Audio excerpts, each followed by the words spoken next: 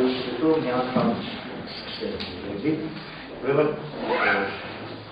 գալուց մտածում էի հաստատ մի քիչ չնայած ոչ մեկից մեղքով չէ, բայց փաստորեն ելույթները մի քիչ ոչ հերթականությամբ առաջին ելույթը փաստորեն մենք խոսեցինք հայկական հին եւ գուցե ապագա պետականության ձևի մասին, երկրորդ ելույթը եղավ ուրեմն հայկական էզոտերիկա,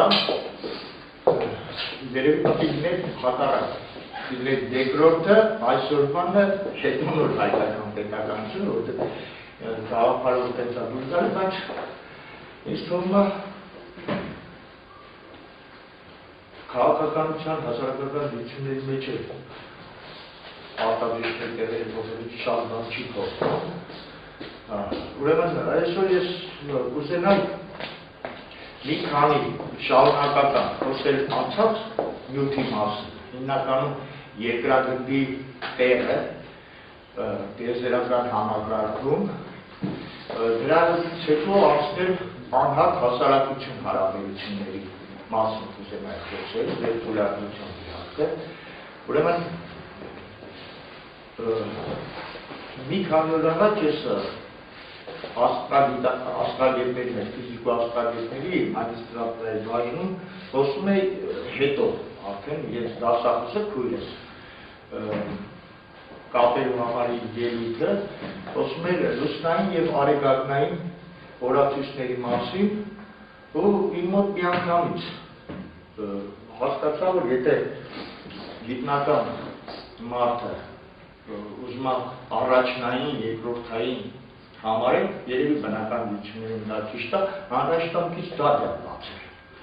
Ուրեմն երկուսն էլ շատ ճիշտ բան են, եւ լուսնային օրացույցը, եւ արեգակնային օրացույցը։ Եվ երկուսն էլ մարդու կյանքում բնական տեղ ունեն, հատկապես ասենք կանայք լավ գիտեն, որ իրենք ավելի լինելով նյութական, լինելով ավելի ծնող, շարունակական, իրենք ավելի շատ ապրում են լուսնային օրացույցով, այսինքն խոսել, որ աշխարհը շարժվում է միայն արեգակնային օրացույցով, շատ սխալ է։ Սկսենք սրանից։ Սա արդեն բերում է մի կարևոր խնդիր։ Լուսինը, ցուլը կամ մեր ասած քանանի աշխարհն է ճիշտ, թե արարատյան աշխարհն է ճիշտ։ Երկուսն էլ ճիշտ է, երկուսն էլ կազմում են մեկ ամբողջություն։ Երկուսն իրար լրացնող համակարգ են եւ մեկի բացակայությունը, մեկի թուլությունը հանգեցնում է մյուսի թուլացմանը։ Դե այն քրիստոնեության են խոսքը, որ թշնամուն պետք է սիրել, չտենց բարձր մակարդակով չասենք, բայց թշնամուն չպետք է անել։ Թշնամու հզորությունը հանգեցնում է քո հզորությանը, քո հակառակող բևերի հզորացմանը հանգեցնում է քո բևերի հզորացմանը։ Այստեղից էլ, երբ որ մենք խոսում ենք լուսին բառ, որը հայերեն լեզվով նշանակում է կեղծ լույս, բացարձակ աստիճանի չի դրված դա։ Ոնց որ ասենք սին բույսեր, չէ՞։ Սինը էդի սանի իջեցված մակարդակ։ Իրականում դա նշանակում է ոչ թե բացարձակ կեղծ, այլ երկրորդական։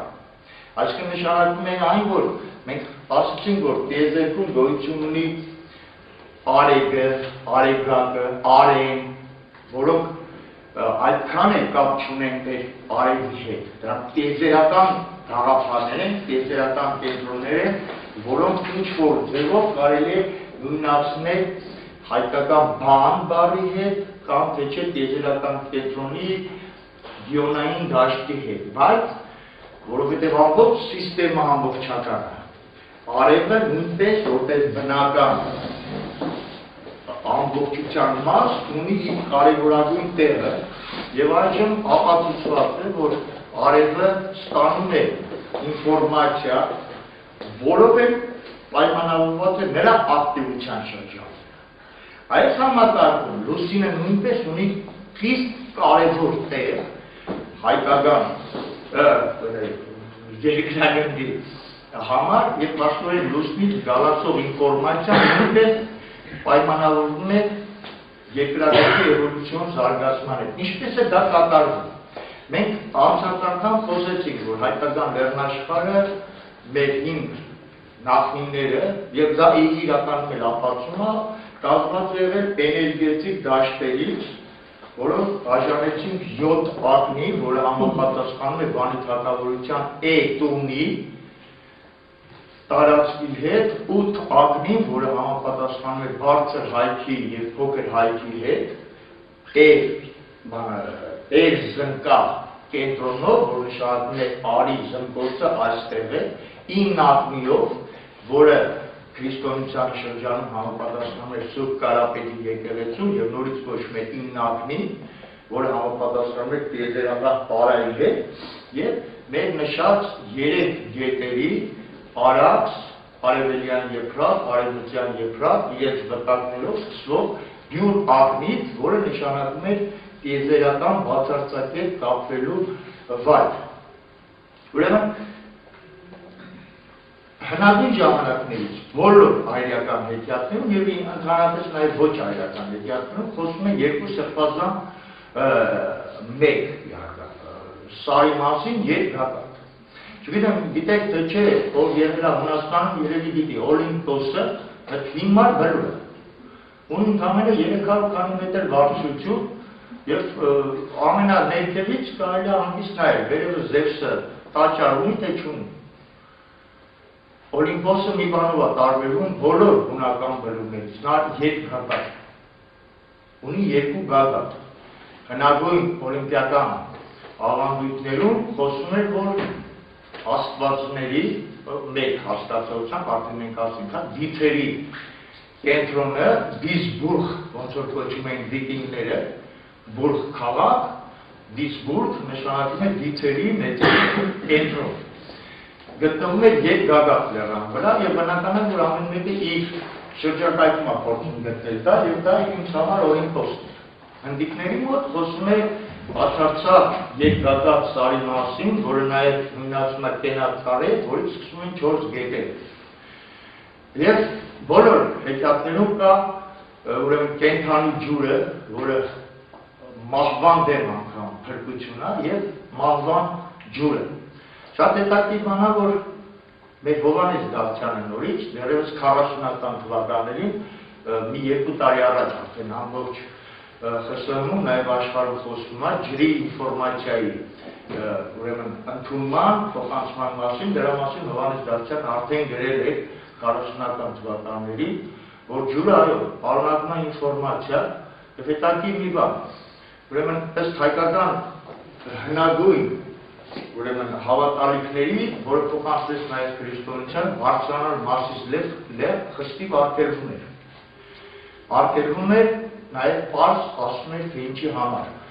Աստծո խոսքը խախտել, աղավաղել չի կարելի, որի համար էլ այնտեղ բարձրանալ չի կարելի։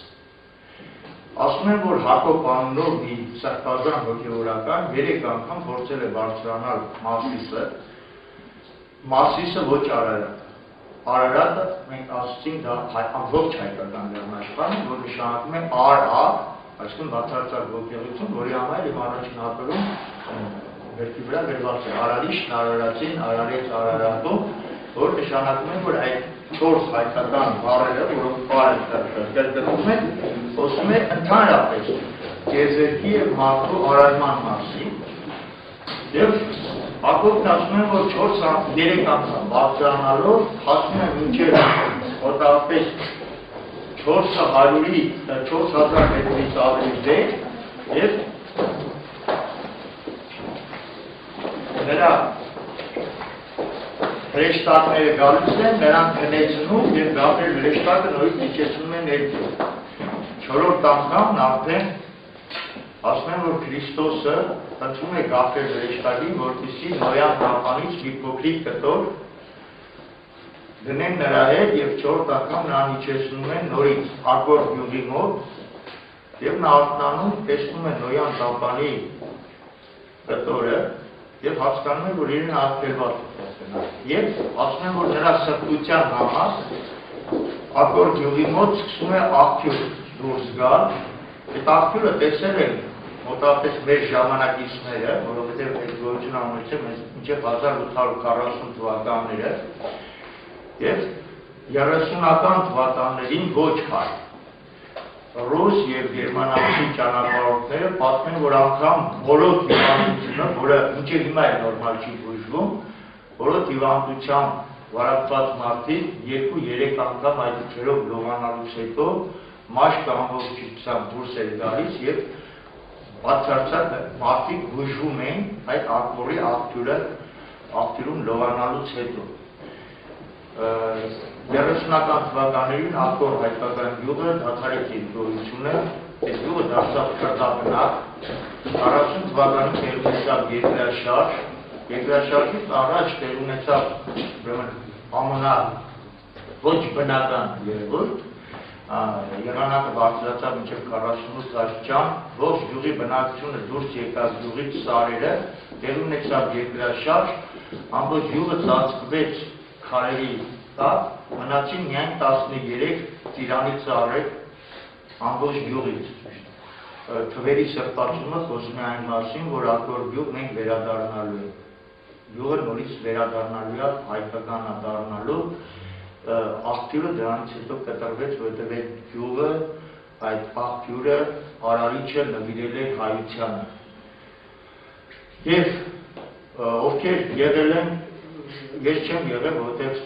գուցե մանկությունը, անիմաստությունը, իմ տրամաբանություն, բայց ես ասել եմ իմ հայրենիք, որպես տուրիստ չեմ գնալու, ես գնալու եմ տանկի վրա իմ հայրենիք, և ինձ Սուրբ Կարապետ վանքում կընկերվի են հայ գոնե վարդապետը, հայ մուսուլման իմամը և հայ քրմապետը Սուրբ Կարապետ վանքում, մինչև տանկի վրա ես չգնանք ընկվելու, ես չեմ ունի Արևմտյան Հայաստան, բայց ովքեր եղել են Մարսիսի արգելված գոտու վերևում, խոսում են, որ այնտեղ մարդու մոտ սկսում է այնպիսի հոգեբանական վիճակ, որը շատ դժվար է պատկերացնել և տարածության նկատմամբ կորուստ հասկացության, և ճնշվածություն, և մտքի պայծառություն, նաև միաժամանակ հակառակը, այսինքն դա մի տարածք է, որը հենց այդ մեր ասած կենաց ծառի ճյուղային երևույթն և այս բոլորը, ինչ արվեց մենք, ընդեղից վերված ջուրը ստուգեցին և եթե չգիտեմ այդ ջրի մասին նայել եք թե չէ, խոսում էր մի քանի 100 անգամ ակտիվ ջրի մասին, մի քանի ասել շաբաթներ անցնելուց հետո ջուրը իր ակտիվությունը պահպանել է և խոսում են, որ տենց ջուր իրենք չեն։ Այսինքն այդ Մարսիսը երկան այլ փաստ է, ուղղակի ճիշտ ասած ելույթի նման չափից մեր թալինելու, սա կապելու համար եմ ասում, խոսում է այն մասին, որ իրականում Մարսիսը և հնդիկները, և պարսիկները, և բույները, և վիկինգները, նորվեգները, բոլորի պնդած այն, որ այս կենդանի ջուրը, ինֆորմացիա ընդունող փոխանցողը մեր Մարսիսն է, կարելի ասել, որ ապացված։ Սա է նաև պատճառը, որ նախանցած տարի, ասեմ Ամերիկայի Միացյալ Նահանգների կազմված քարտեզով Մարսիսը մտցված է ապագա հայկական հանրապետության քարտեզի մեջ։ Մարսիսը հայկական բառը, բայց ասեցին, այդ հեռուստացույցը, կենտրոնը, բյուրակն է Հայաստանից կտրված է։ Սա քաղաքական նյութ է, որը շարժը չնայած եթե չեմ շարժում, ես մասին եք քիչ խոսեցին, որ ֆակտորեն մինչև հիմա մնում է Վիլսոնի քարտեզը, ամերիկացիներն իրավունք չունեն մտնել, որի համար փորձում են ստեղծել նոր բաժանում, որով Վիլսոնի գծած քարտեզը 161,000 քառակուսի փորձում իրավունք, որտեղ մինչև հիմա դա մնում է ուժի մեջ։ Հիմա փաստորեն հանգիստ կարելի է պնդել, որ կենդանի ջուրը ժիվայա վադա և միորդվայա վադա, նրանց տեղերը կարելի է պնդել։ Մեռյալ զովը, որը հիմա պնդում են, որ շատ առողջարար է հանգստանալը, հարցրեք նրանց, ովքեր որ գնում են Մերյալ ծովի մոտ հանգստանալու, ինչ է կատարում նրանց հետ 3-4 ամիս հետո։ Այո, երբ որ մարդը գնում է այդտեղ, տեղի ամենում սկզբնական շրջանում ոնց որ կաշկրոսկու, մեծերը գիտեն, սեանսներից հետո բերում է հանգստություն, դատարկություն օրգանիզմում, մտքում, դրանից հետո սկսում է նրա մոտ ներվային համակարգի խախտում, որտեղ մալվան ջրի հետ խաղեր տալը, բավականին վատ է։ Այս ընդհանուրը, որ կապվեր մեր անցյալ ելույթների հետ ուզում էի ասել, հիմա այսօր ուզում եմ խոսեմ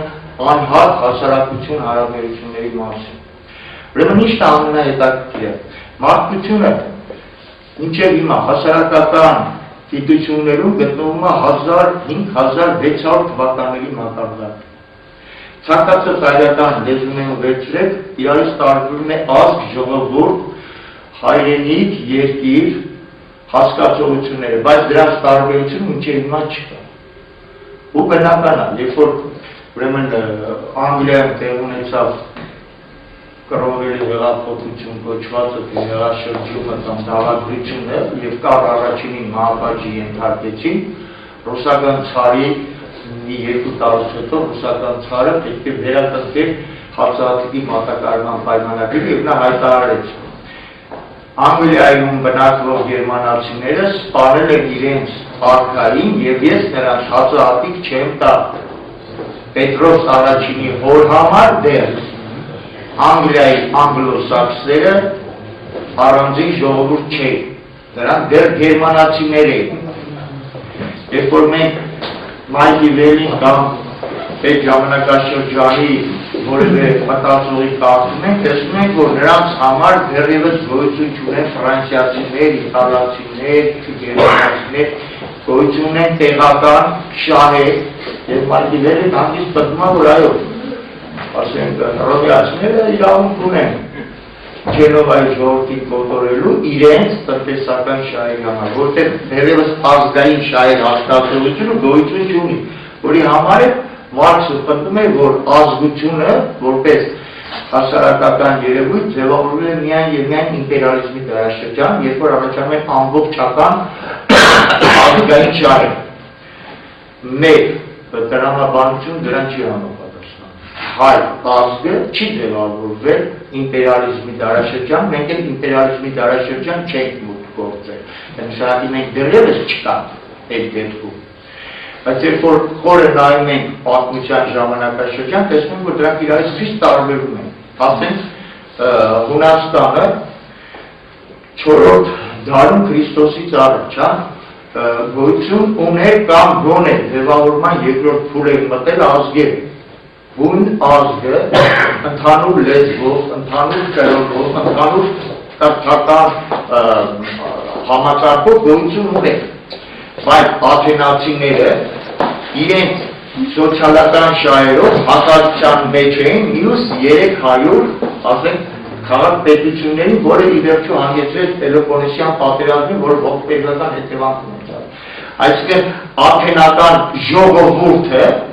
հակասության մեջ մտավ իր սոցիալական շահերով հույն ազգի հետ։ Երբ որ Հռոմին նայում ենք, հռոմեական ժողովուրդը որև էական նշանակություն չուներ նրա ծագումը, նրա էվոլյուցիոն զարգացումը։ Նա կարող է լինել նեգր, կարող է լինել հայ, կարող է եսիմիշ լինել, կարևորը որ նա ստանում է Հռոմի քաղաքացիություն։ Արդեն նա ստանում է այն սոցիալական առավելությունները, որը Հռոմի քաղաքացիությունը տալիս է կամ այդ պարտականությունները։ Այսինքն մենք տեսնում ենք, որ ժողովուրդը դա իրական սոցիալական երևույթ է։ Եվ մեր Հայկ Ասապելյանը չբացահայտելով խանճարը ձևով ասել, խոսելով մեր եւ թուրքերի մասին, ասել է աշխարհում ամենավատ ժողովուրդը հայ ժողովուրդն է։ Աշխարհում լավագույն ազգը հայ ազգն է։ Աշխարհում լավագույն ժողովուրդը թուրք ժողովուրդն է, աշխարհում ամենատական ազգը թուրք ազգն է։ Այսինքն, երբ որ մենք խոսում ենք ժողովրդի մասին, նկատում ենք սոցիալական միավոր։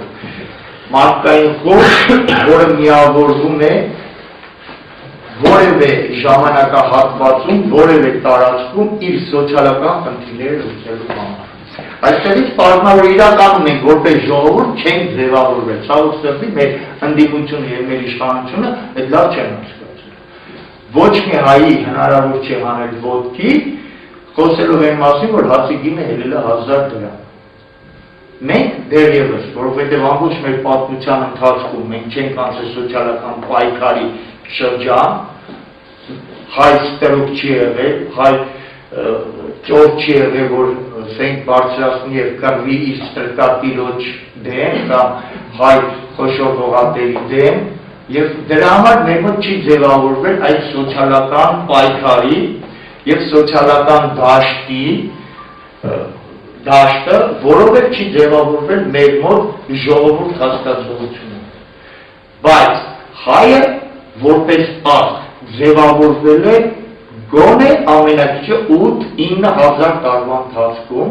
ստեղծել է մեկ ընդհանուր մարմին։ Դրա համար ես ասում եմ, հայ ազգը, հայ ժողովուրդը, որը ցարական Ռուսաստանում ամենանվիրվածն է, լինելով նաև Կովկասում միջավայրից ամենաճնշողը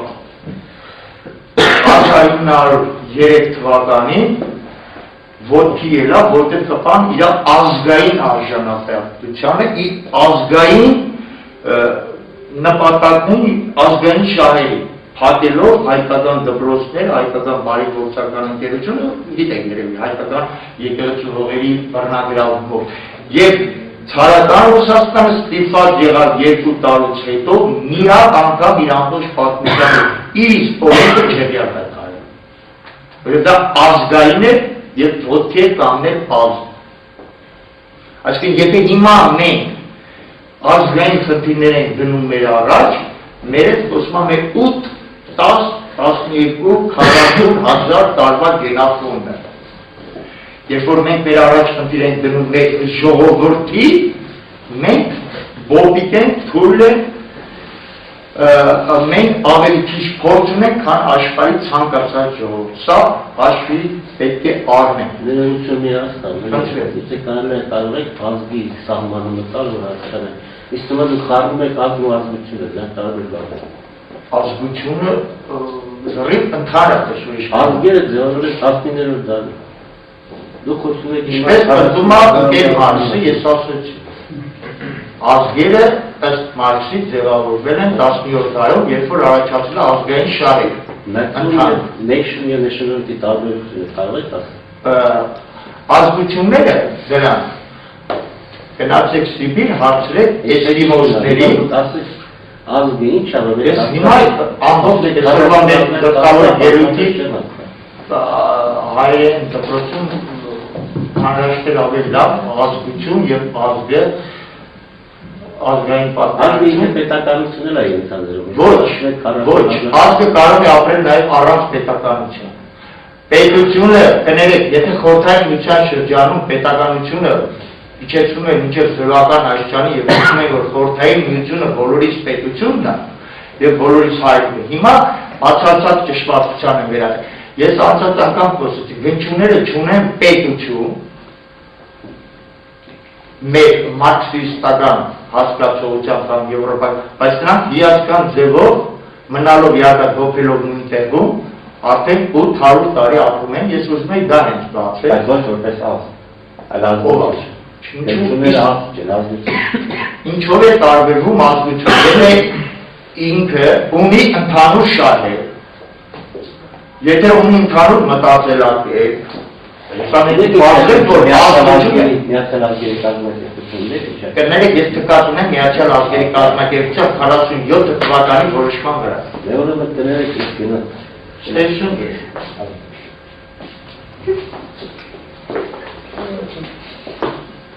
Ինչ արել ՅՈՒՆԵՍԿՕ-ին է։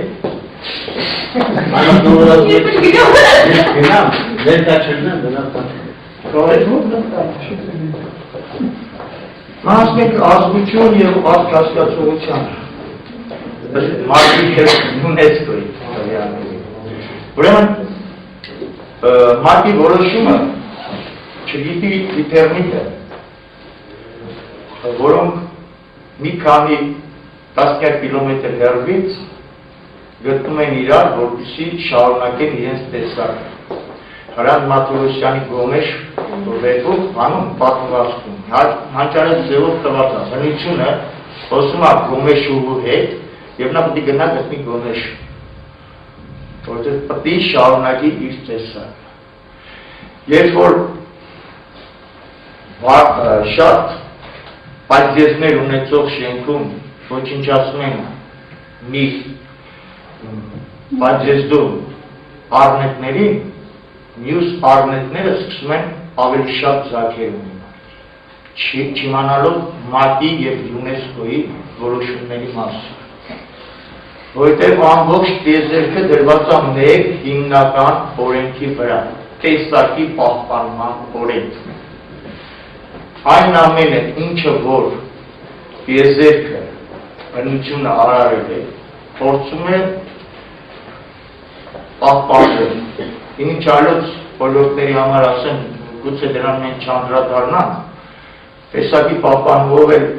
հատկապես տարբերվում են տղամարդիկ և կանայք եղած, որի համար էլ Վարդանը գիտի, տղամարդիկ երբեք իրենց կանան չեն դավաճառ, այդպես բան գոյություն չունի, որովհետև տեսակի պահպանման խնդիրը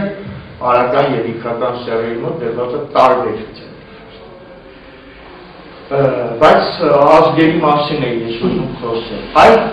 Այսինքն, եթե ժողովուրդները պատահական մարդկանց խմբեր են և ասել են, ասենք մովսեսականները, որևէ կապ չունի, ինքը հավեշլարա,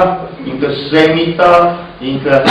արիական ծագում ունի, թե թուրքական ծագում ունի, միևնույնն է, եթե նա ընդունում է իր պայմանագիրը Յահվայի հետ, ուրեմն նա արդեն մովսեսական է։ Եթե որևէ մեկը գնում է Ամերիկայի Միացյալ Նահանգներ և ընդունում է Ամերիկայի հայրերի ընդունած 3 կարևոր օրենքը, ստեղծում ենք պայմաններ, որպեսզի լիքը փողեր աշխատեն, արա ինչ ուզում ես, մի խանգարի ուրիշին, որ փող աշխատի, ուզում ես պաշտի Աստծուն, ուզում ես պաշտի սատանային, բայց մի խանգարի ուրիշին, որպեսզի ուրիշ տանի ինչ ուզում է և փող աշխատի։ Եթե ես 3 կետ ընդունում ենք, դա դրված է նաև ամերիկյան սահմանադրության հիմքում 94 օպարները երբ որ գնում են, նրանք են այդ կետերը մշակել և դա ընտրված է բնական հանճարեղ ձևով։ Դրա համար նրանց սահմանադրություն ընդամենը 3 էջանոց մինչև հիմա գոյություն ունի։ Եվ քանի դեռևս այդ 3 կետը չի խախտվել Ամերիկայի Միացյալ Նահանգներում, քանի Ամերիկայում չեն ձևավորվել ազգերի հաստատություն, Ամերիկան անպահ։ Երբ որ Խորհրդային Միությունում կամավոր կամ անկամ ընդունեցին պրոլետարներ բոլոր երկրների միացել, ստեղծվեց Խորհրդային ժողովուրդ։ Հենց այդ գաղափարը կորցրեց իր իմաստը, քանդվեց Խորհրդային Միությունում։ Այսա ժողովուրդն է, որևէ մեկը դրան դեմ ժողոված մարդիկ են։ ՄԱԿ-ի 47-րդ կոնվենցիայում այդպիսի բան չի դրված։ Ես դա ասում եմ։ Ճիշտ է դա։ Ազգը դա արդեն հայկական այն խոսքն է, որ ասում է ամեն մի հայ, եթե ինչ-որ բան չգիտի, բոլոր հայեր իր հետ գիտեն։ Ազգը դա արդեն կենսաբանական, բնական ամբողջություն է, որ ունի նորից մեր ասած համակարգը, նյութական մասը, հոգևոր մասը, ոգևեն մասը։ Նա ամբողջությունն է իր անցյալով, իր ներկայով, իր ապագայով, իր մտածելակերպով։ 100 հատ մեկը հավասար չէ 100-ին։ 100-ը այլ բան է, 100 ավելի մեծ բան է, քան 101-ը։ Այդ դա ազգ է։ Խնդրեմ, աշխարհի լավագույն պատմաբաններ և հասարակական գործիչները խառնելով ազգի ժողովուրդն իրար, պնդում են, որ ազգերը գոյություն են ունենում մոտ 1000 տարի, որ 300-350 տարի տեղի ունենում նրանց ձևավորումը, հետո սկսում է նրանց լճացման շրջան, հետո անկման շրջան, բերում են փաստեր եվրոպական ժողովուրդների, խնդրեմ, ինչ կատարվեց, ասենք ազգերի հետ, որոնք ընդհանրապես պետություն չանեց, ասենք մերսիելի պարսիկներիում, ապրում են ազգեր, ասենք Բելուջիստանում, Երբևիցե պետություն չեն ունեցել նրան, եթե ինչ որտեղ հաշվենք, թե ասենք իրանց, որտեղ են էլ իրանց չէր, բայց դրանք կա, դրանք գոյություն ունեն, միշտ պահպանել են իրենց անհատականությունը, ով ասել, որ անպայման պարտադիր է, պետությունը դա գործիք է, ազգը որպեսզի կարողանա իրականացնել իր ձերը, իր ծրագրերը կապված ավելի մեծ ամբողջությամբ, մարդկությամբ, իսկ տեսակի և ընդհանրապես մարդկությամբ, լավագույն մեխանիզմ է, լավագույն գործիք է, գուցե մարդկությունը դեռ ավելի լավ չի ստեղծել, բայց ամենայն դեպս դա իդեալականացնել և դնել բարձրագույն աստիճանում, ինձ թվում է գոնե հիմարություն է։ Եվ ես ասեցի, ազգի և ժողովրդի տարբերությունը ամենափոքր մակարդակով, Հունաստանում Աթենքը ժողովուրդ է, ընդամենը չկարողացել 15-ից 20 Էդվարդը 10-ից 25 հազար է, չէ, Աթենքի քաղաքացիները։ Ամենաշատը։ Հա, որովհետև 5000 է լավագույն դեպքում, որտեղ հավաքվել գերագույն որոշումներ կայացնելու։ Նրանք ժողովուրդ էին, և իրենց սոցիալական պահանջները իրենք շատ հաճախ հակադրում են ամբողջ էթնոսի տեսակի շահերին։ Եվ ասում ենք Հռոմը, երբ որ նայում ենք մեր մոտ, երբ որ մենք ասում ենք հայ ժողովուրդ, այո, մենք նկատում ենք Հայաստանում ապրող ուկրաինացիներին, քրդերին, հրեաներին, ռուսներին, որոնք մեր հետ շահագրգռված են, որ Հայաստանը ծաղկի, լավ ապրի, տնտեսապես առաջընթաց գնա, մեր ոսկին ծախեն, բիքը փող ունենանք։ Այդ կողմից մենք հատաստություն չունենք, բայց երբ որ մտածում ենք մեր ծորի մասին, որ ենք մոլիբդենու ոսկին պրծավ, երբ որ փեղուտյանատարները տպրեցինք, ինչ ենք անելու, այդ ժողովրդի մի հատվածը թողի գնա, բայց մենք որպես էթնոս մնալու ենք ստեղ։ Այսինքն ազգի և ժողովրդի մեջ կարող է լինել միասնություն, բայց կարող է լինել նաև հակասություն։ Առաջնությունը ինձ թվում է բնական միությունների գտի տալ, ազգերի։ Ուրեմն ազգերի մասին կա ինչ-որ հակասություն է։ Չէ, հակասություն չէ, ուղղակի այսքան ժամանակ ես նաև եմ սովորել, որ էթնոսը առաջանալով ու զարգանալով պատմության մեջ անցնում է զարգացման էտապներ։ Ժողովուրդ, հետո ազգ, ու ազգը բարձրագույն ստադիան է էթնոսի։ Դե չեն ասում եմ ձեր ընկերոջ ասածի պես, առաջանում են, ասեցինք, հոտելներին, հոտելից առաջացան տոմերը, տոմերից առաջացան ցեղերը, առաջացան ցեղային միությունները, ցեղային միություններից առաջացան արդեն իրանց համար մեկ է, ժողովուրդ կամ ազգ։ Սա է, մենք առաջած անգամ խոսեցինք, որ հայ տեսակը, էթնոս անցել է մի առանձին փուլ, ցեղային տարածքային միավորումները, որոնք ասեցինք ունեն իրենց առանձնահատկությունները, կապված նաև տիեզերական կենտրոնների հետ, բարձր հայքի էրզրումցիներ, եթե կանցնել, ծագումով, էրզրումցիները իսկ տարբերվում են, ասենք, Սալմասկի հայերից։ Նրանց մոտ ավելի ռոմանտիզմն է, դրա համար իրանք միջարը թվում է պատահական են հետի ախրքալը։ Բայց իրականում իրանք գալով ջավախ եկել են նորից այդ ոգեղենության զգացումային դաշտը, որտեղ մենք այդ մասին մի ավելի մանրամասն խոսենք, Շամշադինից բարձրանում ենք մինչև ախրքալա մեր ոգեղեն զգացումային դաշտը, ոգեղեն դաշտ։ Եվ դա է նույնիսկ պատահական, եթե որ նայում ենք Երևանի շուրջը, մի քիչ դա ավելի մանրամասնավոր սրանք դուրս է, մենք տեսնենք, որ նաև այդ բնակավայրերի հիմնումը պատահական չի։ Այսինքն ամբողջ հարցանունն է, որ ժողովրդի ես նորից եմ ասում, ժողովրդի և ազգի տարբերություն էստեղ չկա 5000-5600 թվականին երբ որ ձևավորվել է, չի է։ Գնայք ես ազգ ու ժողովուրդ տարբերությունը այսպես եմ հասկանում։ Ամերիկացի ազգ ես չեմ իմացել ու ոչ մեկ չի իմացել։ Իսկ անգլիացի ազգ կարող ենք ասել նաև երեք ազգ։ Ովքեր են անգլիացի ազգ։ Անգլո-սաքսոններ ենք վերցնել, կամ հայեր, մենք ազգ ենք։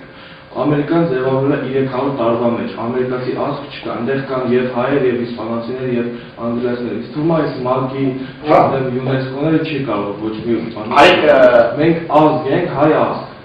7000 Կարելի է այդ քոսը անգլո-սաքսերի ազգի ձևավորումը, նայ, հա։ Ուրեմն անգլո-սաքսերի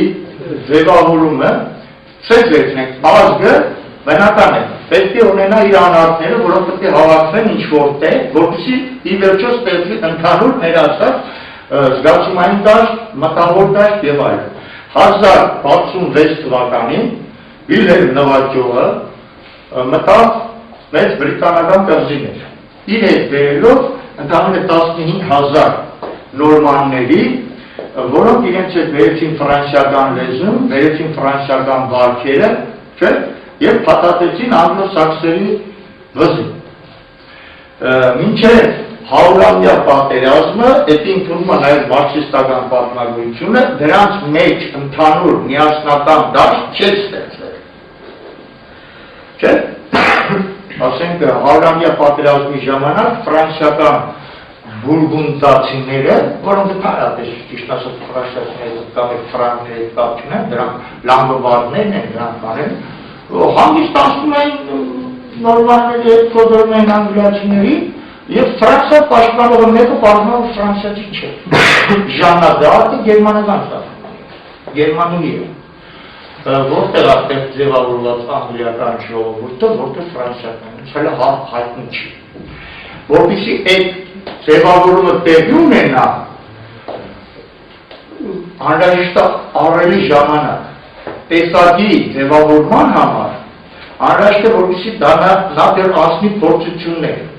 Շոտլանդացիները որպես ժողովուրդ, իռլանդացիները իրականում ձևավորվել են վատիսլավից։ Անգլո-սաքսերը, անգլիացիները դեռևս ասում են ձևավորման մի փուլ, որից կամ ռուս կգան, կամ չեն գա։ Ոնց որ կներեք ռուսներ։ Մի րոպե տեսեք ռուսների ձևավորումը պետք է որ սկսվեր 1480-ական թվականներին, երբ որ թաթարական լուծը թոթափելուց հետո նրան, պետք է տեղում մնացած նորմանդական, սլավոնական, հայկական, գերմանական, պոլովցիների եւ այլն այլների կառումից ձևավորվել ռուս ժողովուրդը։ Բայց դա մի շիզոֆրենիկ, իսա հայկական ծագման, իսա սլավոնական, իսա թաթարական, Իվան Ահեղը, և սկսեց մտնել ուրիշների հայրենիք։ Եվ ինչ ստացվեց, 1800 թվականին ռուսները անցական ասի բաց մազերով, կապուտ աչքերով, բարձրահար, թիկներ տվեց են, 1900 թվականների տեսերին դառան կովկասյան ռասը, ավելի ճիշտ აფրիկալացիներ, որտեղ ամեն აფրիկալացի 10 երեխա թողեց, հիմա արդեն 13% նեգրոիդներ են։ Ինչի՞ց է, որտեղ նրանք չկարողացան ձևավորել իրանք էթնոսը, իրենց ազգությունը և մինչև հիմա չեն ձևավորվել, հետո կձևավորեն, թե չէ, դա խնդիր է։ Այսինքն ազգի ձևավորումը այդտեղ պատահական չի։ Ի տարբերություն ասում եմ, մեր ազգի ձևավորումը, խիստ տարբերում է մյուս ազգերի ձևավորումը։ Ի տարբերություն մյուս ազգերի, որտեղ այդ կոնկրետ տարածքում պետք է հավաքվեն տարբեր մարդաբանական տիպեր և ընդհանուր ստեղծվել դաշտ, ներմոտ գնալու պայմաններում է ստեղծվել։ Դրա համար եմ ես ասում, երբ որ մենք խոսում ենք, որ հայերի ձևավորումը հասնամջով 40,000-ամյակ, կարող ենք պնդել, որտեղ գոնե 40,000-ամյակում արդեն մարդ բանականը հոմո սապիենսը ձևավորվել է։ Բայց մեր ձևավորման ավարտը մենք պետք է հաշվենք այն պարը, երբ որ մեծ մարդաբանական խումբը կտրվել է մեզնից, երբ որ պարսիկը հայ մարդուն բաժնեց պարսիկ մարդուց, ասավ աղբեր ջան, ես դու փոքր աղբերն եմ, թե մեծ աղբեր եմ, բայց ես քո աղբերն եմ, դու մենք մեկ չենք, հասկանեք, այս սրանումն է, վերջնական ձևավորման խնդիրը, շատ մեծ պրոբլեմ, խոսել ժողովրդների և ազգերի ձևավորումից բավականին ժամանակահատվածային խնդիրներ կա, այն որ Թիթեռնիկը թռնեժով ասեցին, իրակեսին, որ շարունակի, դուք ամրացին 1870 թվականներին ընկավ Ավստրալիա, արդեն ինքը 5 տարուց հետո ասում ես ավստրալիացի եմ, քոքո պետք է կտրել անգլիացիների։ Ինչ որ հերապատ կապ կա, բայց նա արդեն իրեն չի տեսնում այդ ամբողջի մասը։ Իսկ ես հանդիպել եմ մարդու Անգլիայում, որ ասում է, ես իմ նախները 5000 տարի առաջ Կիլիկիայից եկել են Անգլիա, մենք հայ ենք, ասում եմ, բախշետը մեր պատմության Պարսանյանը պատմում է, որ այդ ժամանակ ընդ հայ չկար, ասում է դու հայ չեք, կապար չկար։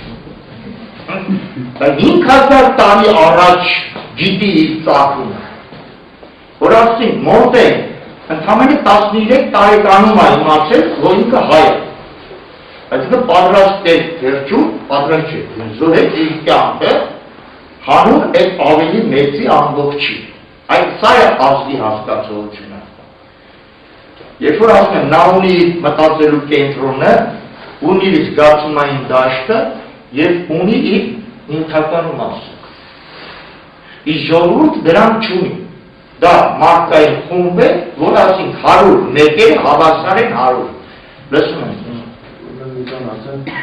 ազգայինի հետ կապված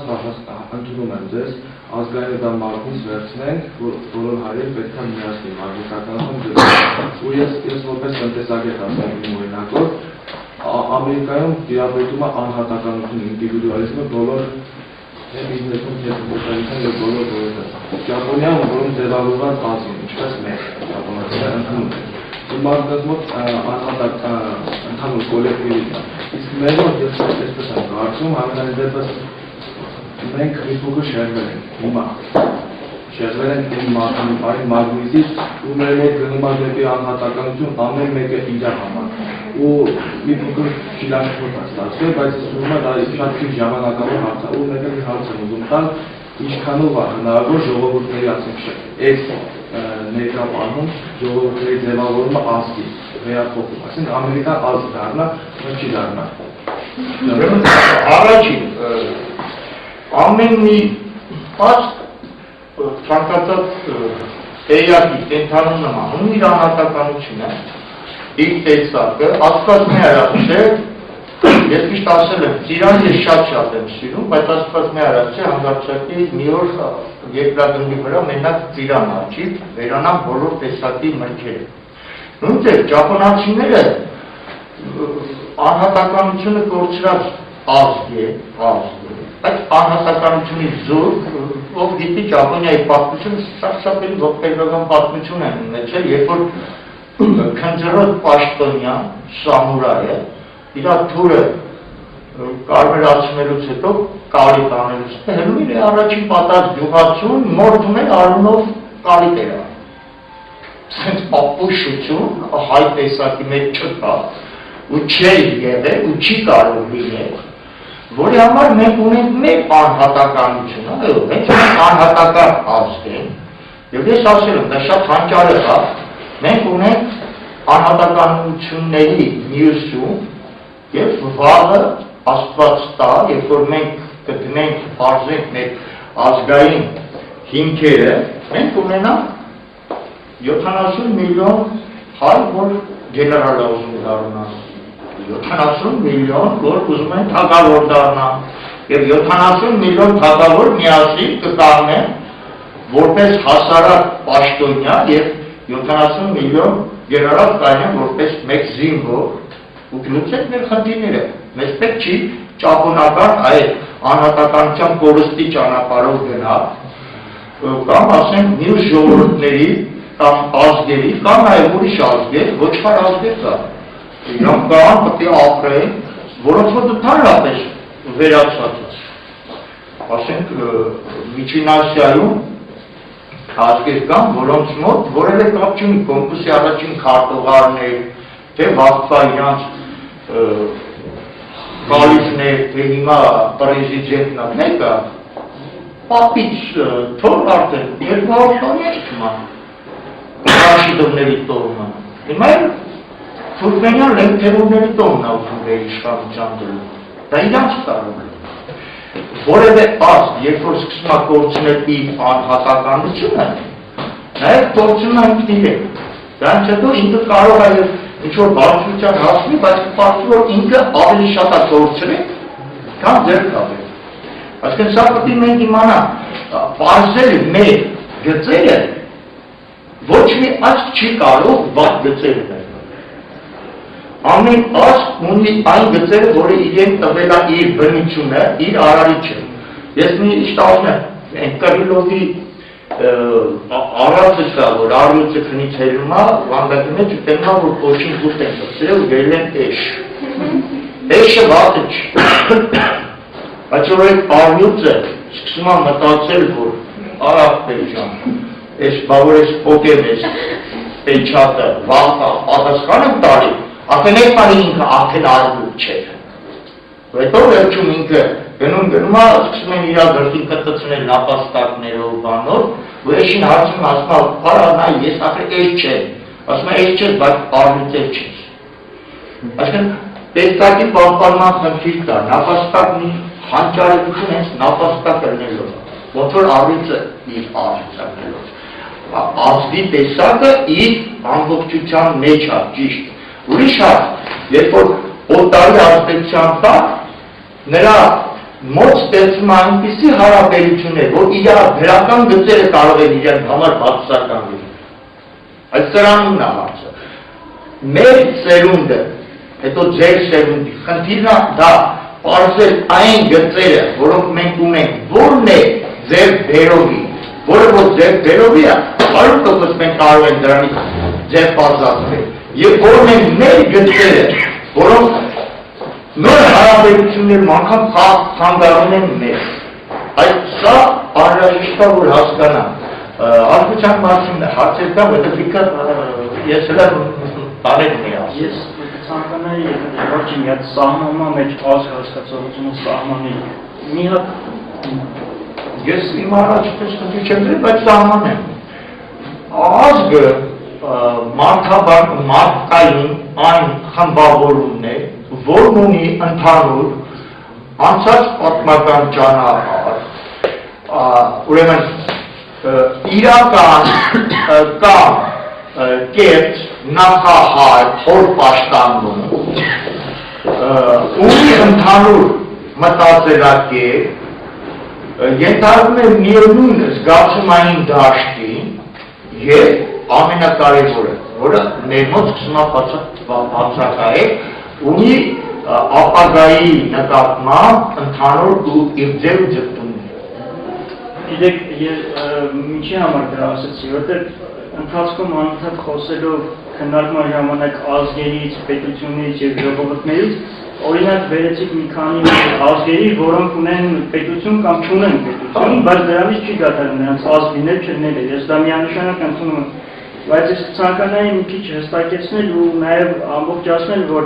պետություն հասկացողությունն ու հայրենիք հասկացողությունը տարբեր են ու ազգը ենթադրում է նաև որոշակի հայրենիք։ Երկրորդ փուլն է, ես ազգի հասկացողությունը անենք, պետքի բաժանել։ Նոր անենք, թե ինչ անշարժում հանրապես հայրենիք, ինչ անշարժում երկիր, որ ասում են էրգիր, ավելի ճիշտ է, և հանրապես ինչ անշարժում մայ Հայաստան, և դրա արդեն, եթե ազգը հասկացան տասնենք, ընկերոջ լսում են։ Ձեր տեսանկյունի ամենահին ձևավորված ազգը, ամենահին ձևավորված ազգը որն է։ Ուրեմն Չամչյանը իրան հարց է տալի, ասում է Աստված, տենաս ինչ լեզվով է խոսացել Ադամի հետ ու պատասխան, ասում է թե որ ուրիշ ազգ չկար, ուրիշ լեզու չկար, բանական չի որ թե հայր է խոսալ։ Անցած երեկի ժամանակ մենք խոսեցինք, որ Աստորեն հայոց լեզվում կան արմատներ, ես մոտ 22-ն եմ հանել, մեր լեզվից թույլ տասնեմ, որ հասել են մոտ 200-ի, որոնք բոլոր լեզուներում կան, բայց բացատրում են միայն հայերենում։ Այսինքն, եթե մարդաբանական տիպը, Homo sapiens, Կրոմանյոնը ձևավորվել է հայկական լեռնաշխարհում, ձևավորման հետ մեկտեղ։ Ձևավորվել նաև էթնիկական խմբերը, բայց այդ պրոցեսը մշտական շարունակվող պրոցես է, ուրեմն գոնե ես ասում եմ, տեսեք, մեր լեզվաբանները պնդում են, որ Կիլիկիայի բարբառը խոսքը չի վերաբերվում, ասենք Շիրակից գնացած հայերին, որոնք իրենց այդ բարբառը տարել են կամ թե չէ վասպուրականից, այլ հենց Կիլիկիայի բարբառը ձևավորվել է ամենաուշը 3-րդ հազարամյակում Քրիստոսից առաջ։ Հայկական լեզվի ձևավորման հետ է։ Կարևորագույն խնդիրը լեզվի հետ ձևավորվում է, այսինքն հայ ժողովրդի, հայ ազգի ձևավորման գոնե միջին փուլը, երբ որ ամեն որպես ազգ ինքը հանդես է եկել, գոնե 3-րդ հազարամյակում եղել է։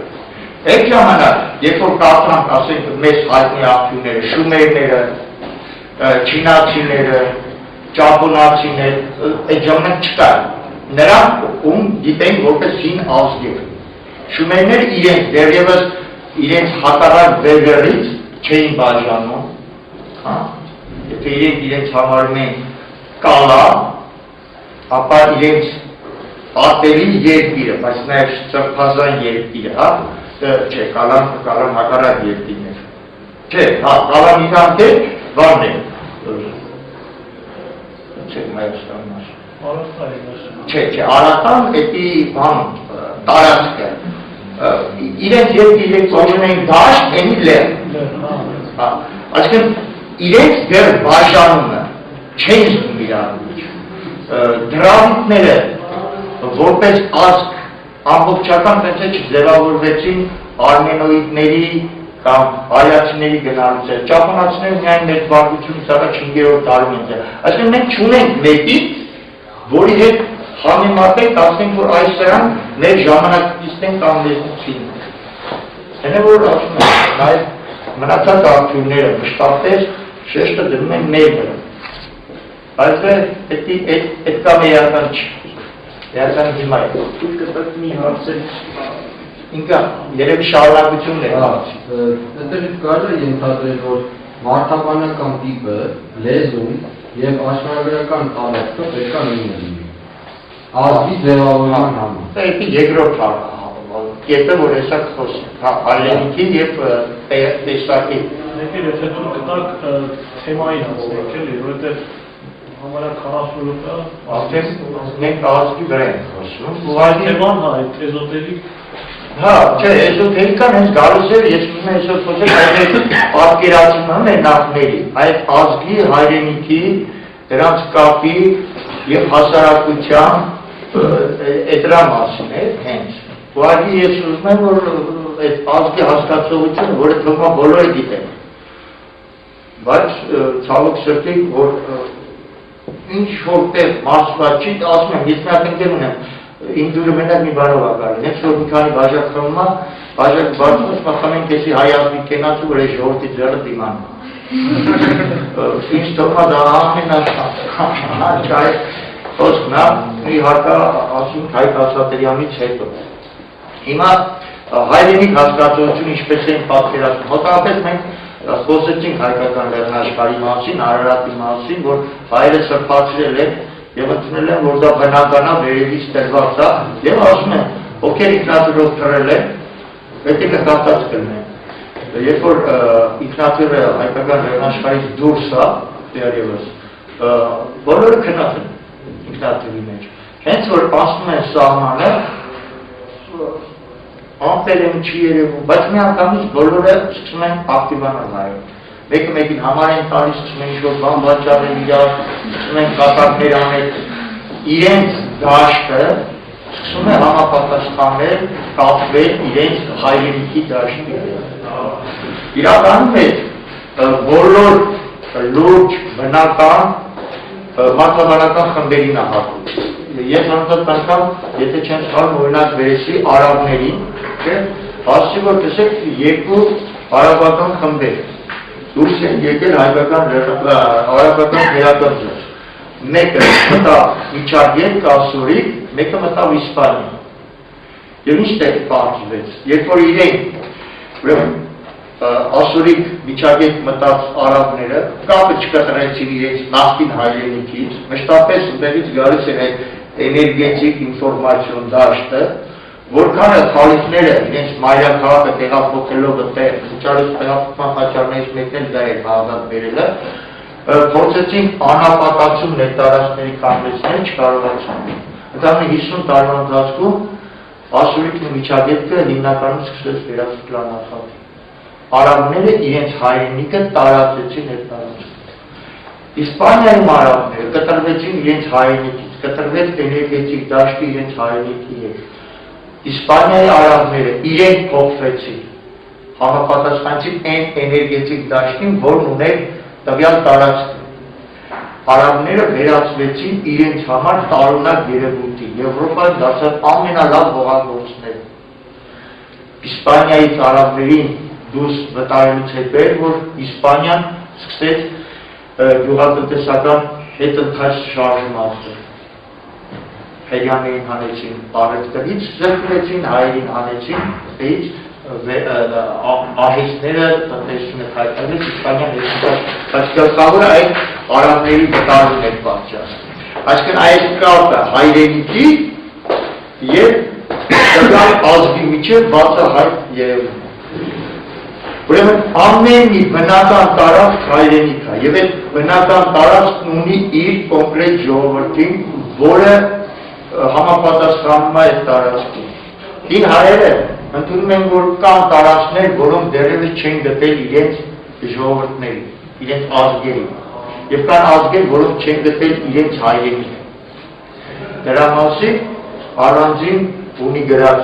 եւ մեր Մովսես Կոյնացի թռուցի եւ Անանիա Շիրակացին բավականին մանրամասն ունի դրա մասին, բավականին ասելով ցավսերից ասի մեր մեծերի գործերը այնքան չտպագրված մինչև հիմա կա, որ բավականին է հարաբերական արած, եթե 5 տող կա, այդ արդեն բավականին շատ է, բայց նշում է, որ կան հայրենիք ժողովուրդներ եւ առանց ժողովուրդների հայրենիք, այսինքն նրանք, որոնք իրենք չեն գտել, բայց ամբողջ ողբերգությունը ինչ է, տեսեք մեր ասած մեծերի 19-րդ դարում ինչ կատարվեց, եվրոպացիները մտան ուրիշների հայրենիքն են, ասենք Մեծ Բրիտանիան գրավեց Աֆրիկայի, Լատինական Ամերիկայի, Ասիայի մի խոշոր մասը եւ ինչը հիմա մեղա չեն գալիս, են միլիարդավոր զոները, որ իրանք պատճառել են։ Հետո ո՞վ նրանք հանդեցին իրենց հայրենիքի եւ տվյալ գրավված հայրենիքների միջև սահմանը։ Եվ երբ որ իրենք ստիպված եղան այդ հայրենիքները լքել ու վերադառնալ, որտեղ սահմանը քանդվել էր, տվյալ ժողովուրդները սկսեցին լցվել Մեծ Բրիտանիա։ Հիմա արդեն Մեծ Բրիտանիան կորցնում է իր ընդհանուր էներգետիկ դաշտը։ Ռուսաստանի համար դա ընդհանրապես ողբերգական էր, ասեցի ձեզ, Իվանայանը երբ որ մտավ ուրիշների հայրենիքները, առաջացավ մի անբնական միավոր, պատկերացնում եք մի քանի գլխանի, մի քանի ձեռնանի, մի քանի ոտնանի, ինչ-որ մեկ գիշատիչ գազան, ռուսներն ասում են շիվո начинается родина, չգիտեն որտից ասում իրանց հայրենիք։ Եթե մենք ասենք, որտեղ մեր հայրենիքը կիսատ է, որի համար մենք կոմպլեքսավորված ենք, իրականում, որտեղ այդ էներգետիկ դաշտ ամբողջական չի աշխատում մեր վրա, ապա ռուսական հայրենիքի էներգետիկ դաշտը խախտվել է խառնվելով ուրիշների էներգետիկ դաշտերը։ Հիմա Աստված մի արածը, Ամերիկայի եւ մյուս պետության ջանքերով, եթե այդ բրացի մուսուլմանները ելնեն արաբական երկրներում, առաջին հարվածը իրենց գլխավոր նպատակից հետո լինելու է Ռուսաստան, Հյուսային Կովկաս, Վոլգոգրադ, Ռոստով, հետո որն է, հետո Թաթարիա, Թաթարիայի սահմանը որն է, Մոսկվան, որի բնակչության 30%-ից ավել է թաթարներն։ Որտեղ է Ռուսաստանը։ Այսինքն տեսեք ամբողջ ընդդիմությունն է։ Ինչպես հայրենիքի մասերի կորուստն է ողբերգական, ընդենց էլ ուրիշի հայրենիքների զարթումը, որովհետև իրական ոչ է հայրենիքը։ Հայրենիքը ոգեղեն դաշտ է, հայրենիքը նյութական չի։ Հայրենիքը ամբողջական զգացումային դաշտ է, որը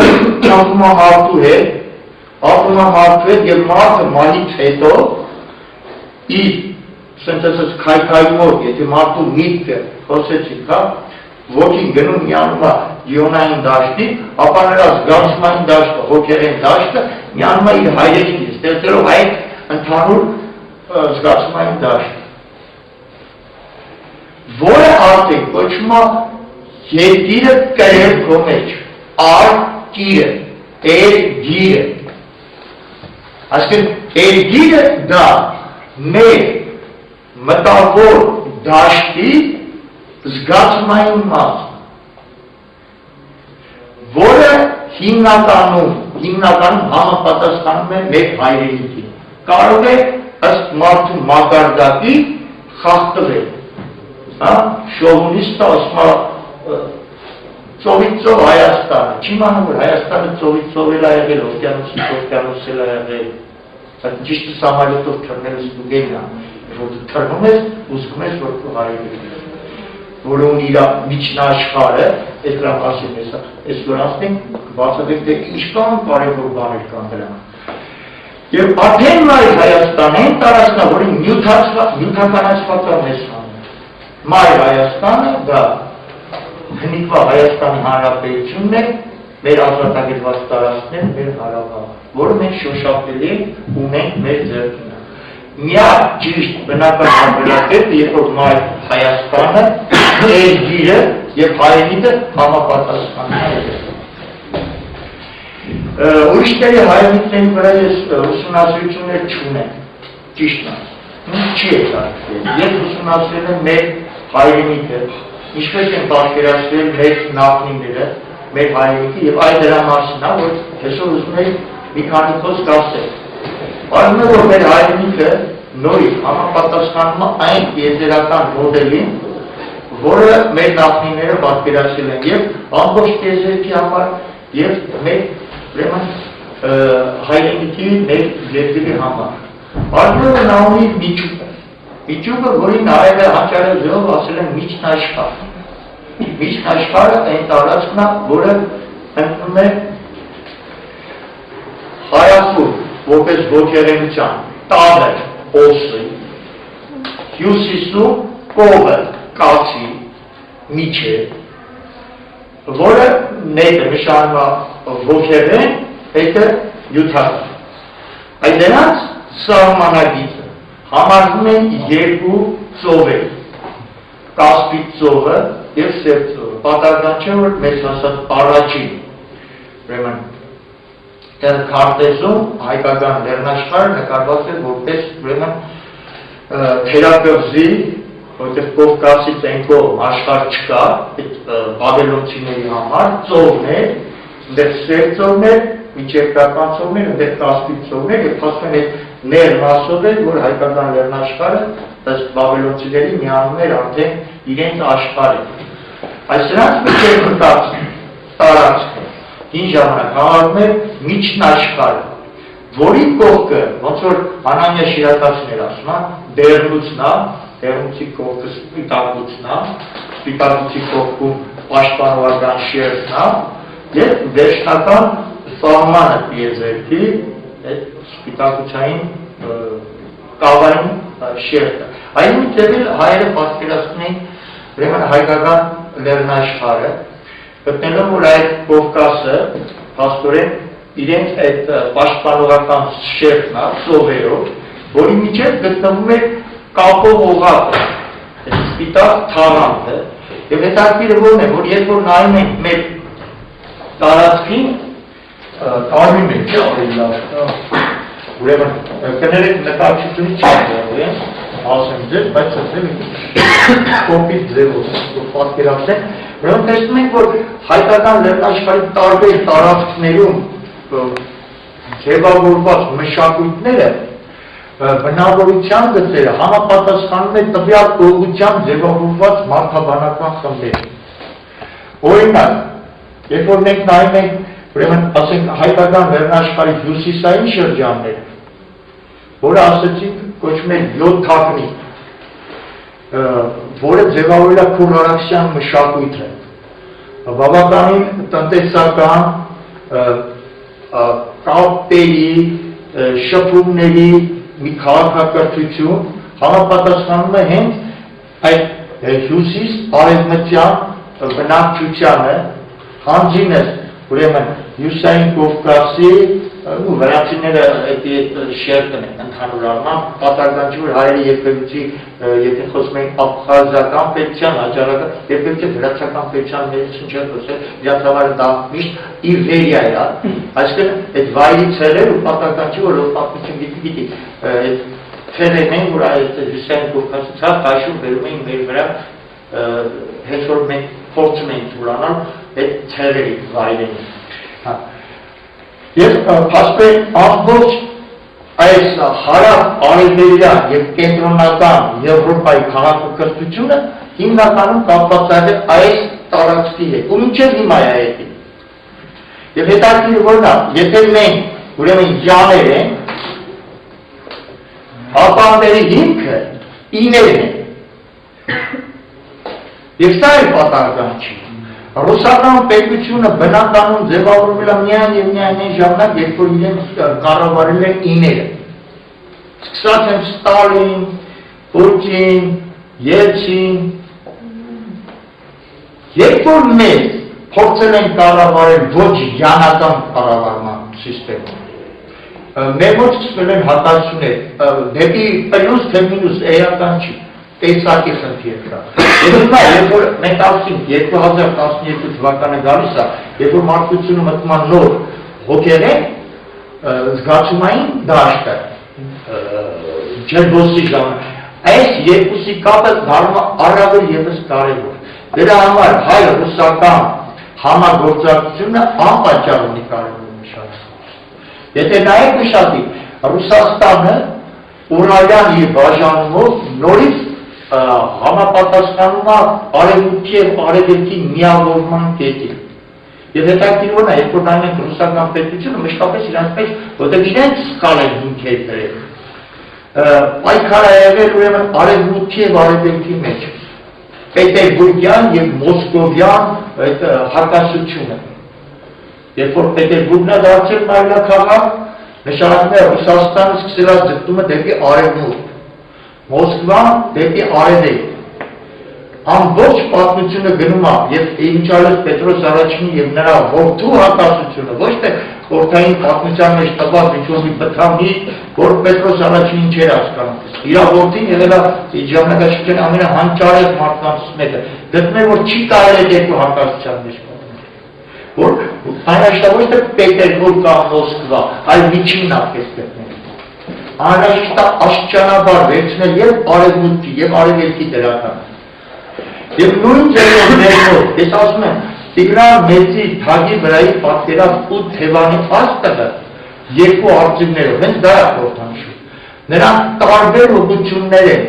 մարմիններով արծիվներ ուղղված են արևելք եւ արևմուտք, բայց դեմքերով ուղղված են դեպի Հայաստանը խորհրդանշող 8 թաթև աստղ։ Հայաստանն է նա, որ ոչ արևելք է, ոչ արևմուտք, այլ կենտրոնն է, միավորողը։ Եթե Հայաստանը մտավոր կենտրոնն է արևմուտքի եւ արևելքի միավոր, ապա Ռուսաստանը զգացումային միավորողն է արևելքի եւ արևմուտքի, որով հայ-ռուսական դաշինքը ուզեն, չուզեն, եթե նրանք գնան հակասության,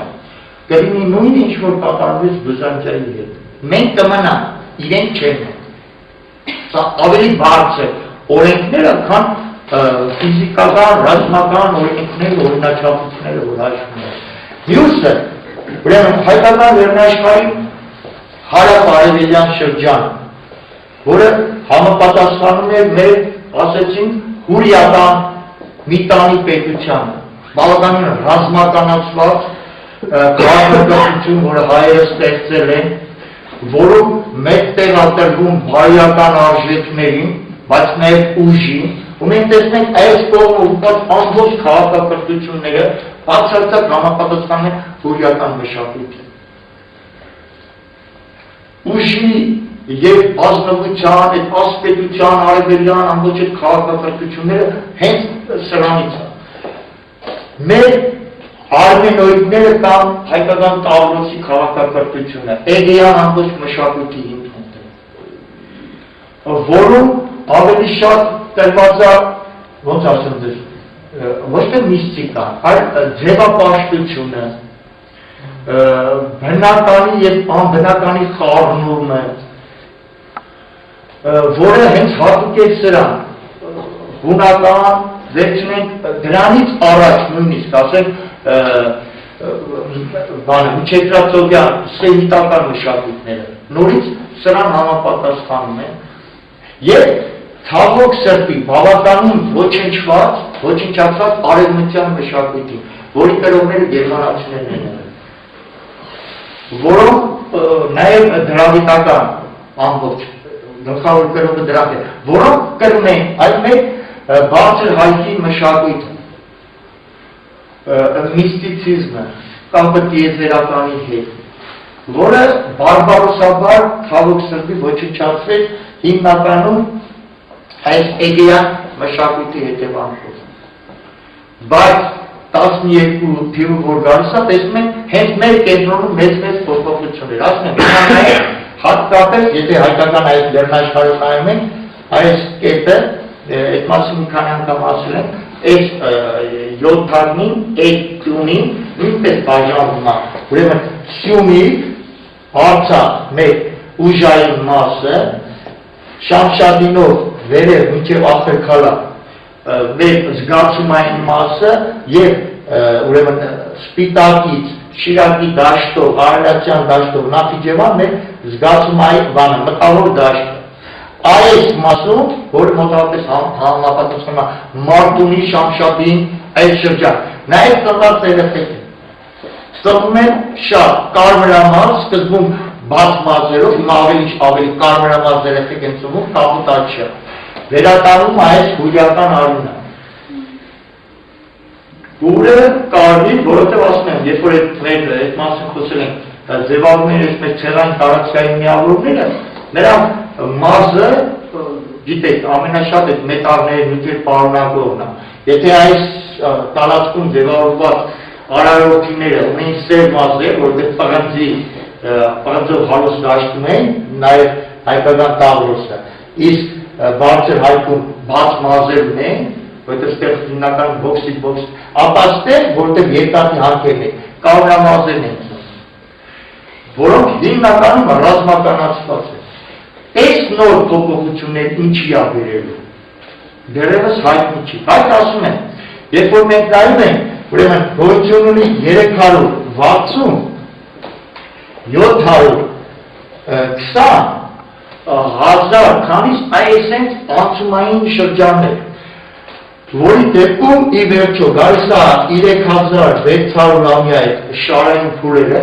երբ որ փոխվում է ամբողջ բնական, հասարակական, ոգեղեն գիտությունների շրջանը։ Գալիս է 12 թվականը, որը ոչ մենակ այս 360, որը տեղական նշանում, այլ նաև 3600 ամյա և երկրային պրեցեսիոն շարժման, ասում են 26000 ամյա, իրականում 25700 քանի տարվա այդ փուրն է վերջանում, որը նշանում է գալիս է մեծ փոփոխությունների շրջանը։ Եվ հետաքրքրում է, որ այս 360 ամյակը մեկ տեղի ունենում այդ հայրենիքներում պայթյուններ, ինֆորմացիոն էներգետիկ պարբումներ տեղի ունեն, որով պայմանավորված է տվյալ ազգի, որը ապրում է այդ հայրենիքում, էվոլյուցիոն զարգացումը։ Խնդրեմ, պատմության կարող եք վերցնել, ուրեմն 60-ական թվականին, 1960-ական թվականներին է տեղի ունեցել Հայաստանի վերջին այդ պարկումը։ Նստեք սկսեք հաշվել, ու կտեսնեք, որ մեծ փոփոխությունները որքան են կապված այս 3600 ամյակի հետ։ Չնայած ասեմ, որ միշտ չէ որ այդ պատմումները կարող են դրական ազդել։ Պատմումները դրական են, բայց կարող են դրական ազդել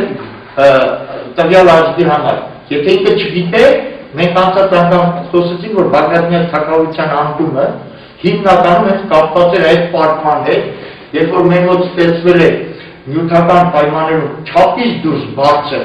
դրական պայմաններ, բայց որովհետև մենք ի վիճակի չէինք գնահատում դա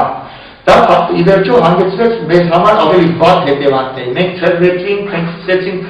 մեր այս փոփոխություններ վերածնունդ ձևավորել աշխարհում եւ այլն, բայց մենք ի վնաս մեզ։ Այսա կուզենամ, որ հաշվի առնենք կամ թե չէ ասենք թուրք-պարսկական պատերազմը։ Շատ պատճառներով մենք ենք, որտեղ եկել են բան, երբ որ պետք է արևելքի եւ արևմուտքի միջեւ կապի հաստատումն ապահովներ։ Դրա համար անհրաժեշտ է Հայաստանից կազմակերպված դուրս գալը, որպեսզի այդ կապը պաշտպանվի, բայց որովհետեւ մենք չիմանալով չենք գնում այդ բնականոն էվոլյուցիոն զարգացման ճանապարհը։ Բնությունը ինքը ստիպեց, որպեսզի 100,000-ավոր հայեր դուրս գան, որոնցից մի քանի հազարը իրականացնեն ծրագրված պլանավորումը։ Նաև ասում եմ մեր պատմության մեջ ամենամեծ մեր ողբերգությունը եղել է արիական արշավանքները։ Ուրեմն երբ որ հաշվում ենք այս 3600-ամյա փուլերը, տեսնենք ուրեմն Քրիստոսից առաջ 1700 թվականներին ավարտվել է մի շարը, այդ շարի մասին մենք խոսեցինք։ Երբ որ մարդկությունը մտնում է իր անկությունից պատանեկության շրջան, որը համապատասխանում է բնական գիտությունների ուղղվածությանը, նյութապաշտությանը, մարմնական ցանկությունների իրականացմանը, եւ հայերը այդ զգալով փորձեցին դեմ առնել այս շարժմանը։ Մարդկությանը պահել իր մանկության շրջանում։ Սա է պատճառը, որ տեղ ունեցավ հիքսուսների արշավանքը աքարացիներից առաջ, Տրոյայի հայերի կողմից Տրոյայի գրավումը, ռուսական Տափաստան մուտքը, ավելի ուշ Պարսկաստան, Միջին Ասիա, Աֆղանստան, հետո նաև Հնդկաստան մտնելը, եւ մենք փորձում ենք տնտեսական, ռազմական, նաև անցած անգամ մեր ասած երկրային կենտրոնների պլյուս, մինուս, չեզոք եւ բացարձակ դաշտերի գրավման նպատակով։ Բայց որովհետեւ էվոլյուցիոն ամբողջ զարգացումը չի կարելի կանոնեցնել, մենք դրանից դժվեցինք։ Ոչ միայն նրան այդ դուրս եկած ջոկատները չկարողացան այնտեղ հաստատել կարգուտան, այլ նրանց մի մասը այնտեղ դարձավ վերնախավի ծառայող ռազմական ուժ, մի մասը վերադառնալով Հայաստան բերեց, ուրեմն քրմապետության փոխարեն ռազմական պետության կառավարման մոդել, որը մեծ սարսափելի հետևանքներ ունեցավ ինչպես Հայաստանի, այնպես էլ ասենք Պարսկաստանի, ուրիշ բան չասենք Պարսկաստանում դրա ամենավերջին կետը եղավ ոգերի կոտորածը։ Երբ որ հասնում իսկ մոգության կենտրոնը հայկական մոգի գավառն է, պատահական չի որ պարսիկները դերես 5-րդ դար Քրիստոսից հետո մեզի ասում էին մոգեր, մենք էլ նրանց ասում ենք դե կնիկներ։ Այսինքն այդ հատասությունները փաստոր են գալիս են նրանից, որ հայերը ցավոք սրտի այդ ժամանակ չզգացին, որ տիեզերական էվոլյուցիոն զարգացումների դեմ առնել չի կարելի։ Ոնց որ հիմա համաշխարհային այսպես կոչված գերտերությունները փորձում են կանոնեցնել այդ պատանեկությունից մարդկության հասունության անցման շրջանը։ 12-րդ դարը անցած անգամ ասացինք, դա արդեն փոքր մեղերի դարն է։ Երբ որ հասունը ինքը սկսում է վերհիշել իր անցյալը, վերագնահատել իր մանկության, պատանեկության շրջանը, որպեսզի նորովի, ոնց որ մարդը 40-45 տարեկանում, ինքը նորից 60 կատարի իր նոր փուլի, մարդկությունը մտնում է այդ փուլը, իսկ ամերիկան մյուսները փորձում են մեծ բայ պատանեկության շրջանը։ Դրա համար մեր ասած ակտիվ գոտիներում եւ ռազմական բախումներն են շատացել, եւ փորձարկում ամերիկյան զենքի ուժով այդ տարածքները գրավի, մոռանալով որ այդպես բան չի լինի։ Չի կարող, որտեղ էվոլյուցիոն զարգացումը կանոնեցնել հնարավոր չէ։ Աստորեն այդ հայրենիքը դա է։ Բացը կներեք, վեճուների մասին ուրացին ուզում եմ ասել։ Այսինքն կարող է ապրել որոշ ժամանակ, այսինքն չապրել, գոյությունը քաշ տալ, առանց հայրենիքի։ Վեճուները, որովհետև այդ իրենց հայրենիքից կտրվել են 1200 թվականին և նոր ինֆորմացիա, այսինքն էվոլյուցիոն զարգացման չեն ստանում, իրենք իջերն մնացել են 12-րդ դարի։ Իրանք ունեն շատ մեծ բաղաշ, անցյալ։ Դա եղել աշխարհում ամենաուժեղ մարդաբանական տիպերից մեկն է, պատահական չէ, որ ասենք իրանց մոտ, չգիտեմ թե չէ արգելք կա դրած, գնչու երբեք իրավունք չունի ոչ գնչուի բախտը ճիշտ նայելու։ Նա երբեք ճիշտը լրիվ չի ասում, նա մոտենում է ճշտին, որտեղ ըստ ավանդության գնչուներին առաջին արգելվում է հայրենիք ունենալ, որտեղ բախտի աստվածը, երբ որ ուրեմն ճակատագրի գիրքը թողել է սեղանին, գնչուն գողանալ ուզում, երկու էլ գողանում փախնում է, այս գրքով խփում է բախտի աստվածը, գնչուն վերցնում փախնում է, իսկ խնդալով ասում է լավ, ապագան իմանաս, բայց հայրենիք չունենաս, միշտ թափարող լինես, երբ հայրենիք ունեցա, կկործնես այդ մեր ոշեքը, այլևս գշակելու հնարավորություն չունենք, բայց նա գնչուն է, 1700 թվականին միայն և միայն նստատյաց դարձան, որի համար իմիջալու գնչունների հատուկ համագույն ժողով տեղ ունեցավ և արգելվածը, չգիտեմ այդ գիտեք թե չէ, գնչուներին 3 օրից ավել Հայաստանում մնալ արգելված։ Որտեղ միակ տարածքը, որտեղ գնչուները կորցրին իրենց ազգությունը և փաստորեն դարձան այլ ազգի, այդ Հայաստանն է։ Բոշաները գնչուներ, ասենք բանից Սուրբ Սարգսի ժողովի ժամանակ, երբ որ թուրքերը գալիս են, Բոշաներն ու հայերը իրեր հետ խոսել են թարգմանիչի միջոցով, այնտեղ նշվում է գնչուները, հայ Բոշաները, դրանք այսօր չգիտես մսխեմ շատ ախրկարակից, ես որ դուրս ես գալիս եմ ախրկցնակ, 3 գյուղեր կա, որոնց մեծերը հլը հիշում են, որ իրանք գնչուներ են, Բոշաներ են։ Իրանք սկզբանե ունեցել են ինչ-որ հայրենիք, ամենասկզբանե։ Միակ ավանդույթներով, կա ավանդույթ, որ ընդեղ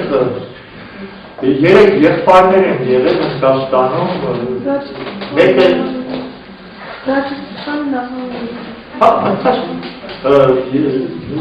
փոքր եղբայրը մեծ եղբայրը նկատի վատ բան արի, երկուսը միացել են, հարցակվել են,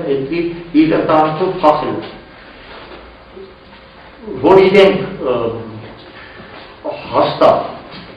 հյուսիս արևելյան Հնդկաստանից են,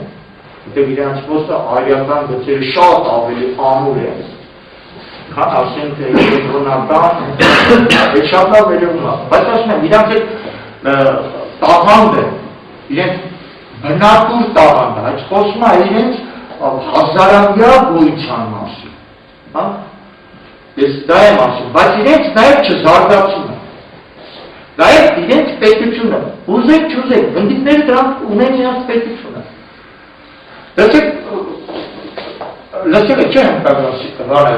գնչուների սիրով մասին, գիտեք որ էդի ամենամեծ սուտն, այդպես բան չկա, գնչուները երբեք սիրով չեն անցնում, իրենց տավրի առաջնորդը գալիս է ժամանակը, որ պետք է ամուսնանան, շարունակականային աղջիկներին, ասում է դու սրա հետ կամ դու սրա հետ, ինքը միանգամից որոշում է արյան խմբերը,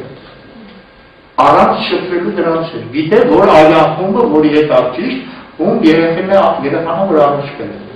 և նա ամուսնանում են իրար հետ, գնչուն ցանկացած պետության օրենքները կարող է խախտել, բայց երբեք չի կարող խախտել իրենց օրենքը, ասենք խորհրդային շրջան չգիտեմ ով է հիշում, ամբողջ 30 տարի չկարողացավ այդ վարտից այդ կրշկեկի խնդիրը լուծել, գնչուները մաֆիան վերցել էին իրենց ձեռը, 3 կոպեկանոց կրշկաները իրանք հավաքում էին, իրենք ծախում էին 10-ից 25 կոպեկ, ամբողջ խորհրդային մեջ։ իրենց մաֆիան, եւ պետությունը որքան էլ փորձեց, չկարողացավ դրա։ Որտեղ կազմակերպված մի հզոր պետություն ոչ մեկը չպիտի հովակ վնչուների թագավորը, բայց նրանք ունեն նրա։ Ինչ որ մի երկրում երևի իր համար նստած է, մինչև իշխանի մակարդակը գիտեն, կնյազները։ Տեղի ունենում մայրցամաքային համագումարներ, որտեղ մեծ որոշումներ կատարվում, համագործակցություն, սա կոնկրետ մշակված արիական բուրգային պետություն է, բուրգն է, որը անսասան է, բայց իրանք չունեն ով։ Այդ ասում են, այդ դա գոյություն քաշ տալն է, երբ որ նրանք 12-րդ դարից մնում են նույն մակարդակի վրա, այսինքն պարտադիր պայման է էվոլյուցիոն զարգացման համար հայրենիքի և ազգի միասնության գաղափարը։ Եվ ասում եմ, երբ որ ասում ենք, որ Հայաստանը այդ հայրենիքը մեր իմպուլսներ է տալիս, մենք եթե չեղանք, այդ իմպուլսները չեն հասնում մյուս մեր հայրենակիցներին։ Մենք ստեղ ընդհանրեն ապրելով, կատարում ենք մեծ կարևորագույն խնդիր։ Մենք անցանում ենք տապով հողանք, ոնց որ ասուցինք, տգեղավ արմետները, որտեղ մենք կանք, մենք կարողանում ենք ապահովել Ավստրալիայում որքան են հայերը, դեր որքան են, և մեր միջոցով կապը գնում է, որտեղ է անհրաժեշտ ապահովել շարժումը, որտեղից դեպի որտեղ։ Որովհետև առանց հայրենիքի մենք էլ կվերածվենք այդպես մյուսը գերմանացիները, երբ մտածել եք, միակ երևի պետությունն է, որ միակ տարը, բայց ֆեդերատիվ կառավարման մոդել։ Չէ, դա տիպիկ այլացված է։ Իրենք էլ չգիտեն, բայց իրենք ֆեդերատիվ, նորից բուրգային կառուցվածքն են իրանց հիմա։ Այսինքն, այդ մեր թուլությունը հանգեցրել է նրան, որ մյուս ազգերի մեջ պահպանվել են այդ հայրական գծերը, բայց ամբողջական չկա ոչ ոք, որտեղ մենք չկա։ Մենք չենք գտնվում մեր տեղը։ Ամեն մեկս շատ կարևոր է տիեզերքի համար։ Տիեզերքը ոչ մի ավելորդություն չի ընդունում, ոնց որ ասեցինք, հրեաներին պարտադիր անհրաժեշտ պայման են նրան։ Թուրքերը անհրաժեշտ պայման են։ Բայց ամբողջ խնդիրը սրանումն է, որ դրանք կարող են գոյանտեղել գործել, երբ որ կենտրոնն է ճիշտ գործել։ Եվ այս միասնության մասում ուզում եմ ես մի շատ կարճ Նոյան տապանի մասին մի պատմությունը միասին քննենք, որը լավ գիտեք, դրա համար ամբողջ այդ պատմությունը չեմ պատմում։ Իսկ ինչի մասին է ընդհանրապես Նոյան տապանը։ Իրականում դա որևէ կապ չունի մարդկության, հրդության եւ բաների։ Նոյան տապանը խոսում է մարդկության ամբողջության մասին։ Ուրեմն այնտեղ կա մի հետաքրքիր բան, Նոյը առաջին որ գալիս է հայկական լեռնաշխարհում, ասում են, որ այստեղ նա դարձավ հոգագործ։ Այսինքն որքան էլ խոսենք, որ Նոյից առաջ ինչ-որ բարձր քանը, չէ, հոգագործություն չկա, ոչինչ չկա։ Այսինքն Աստվածաշունչն ընդունում է, որ այդ ժամանակ դեռևս մարդը, բանական մարդը չէր ձևավորվել, հայկական լեռնաշխարհում ձևավորվել։ Խաղողը ուտելուց, գինի սարքելուց հետո հարթում է Նոյը քնում։ Առավոտյան նրա երկու որդիները տեսնում են և քանը գնում մեծ եղբորը հավետին ասում է, որ գնային հորդ տես, շոր որ այդ ճարատ է քնել է խելարի։ Ասում են երկու եղբայրը գալիս են, բռնում են թևերից, որը տանում պարգեցնում են, հերնում իմանում է ու գնում է Նոյի բառացի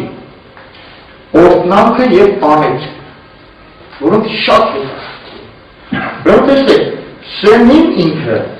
օրդում ասում է, օրդնալ լինի սեմը, որ յավրան կեզ պաղապան լինի։ Ասում է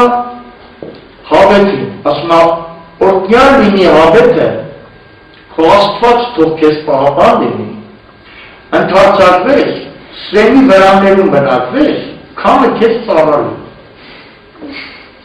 Ես գրքումս գել եմ, հաշվում ենք, որ Նոյը հլը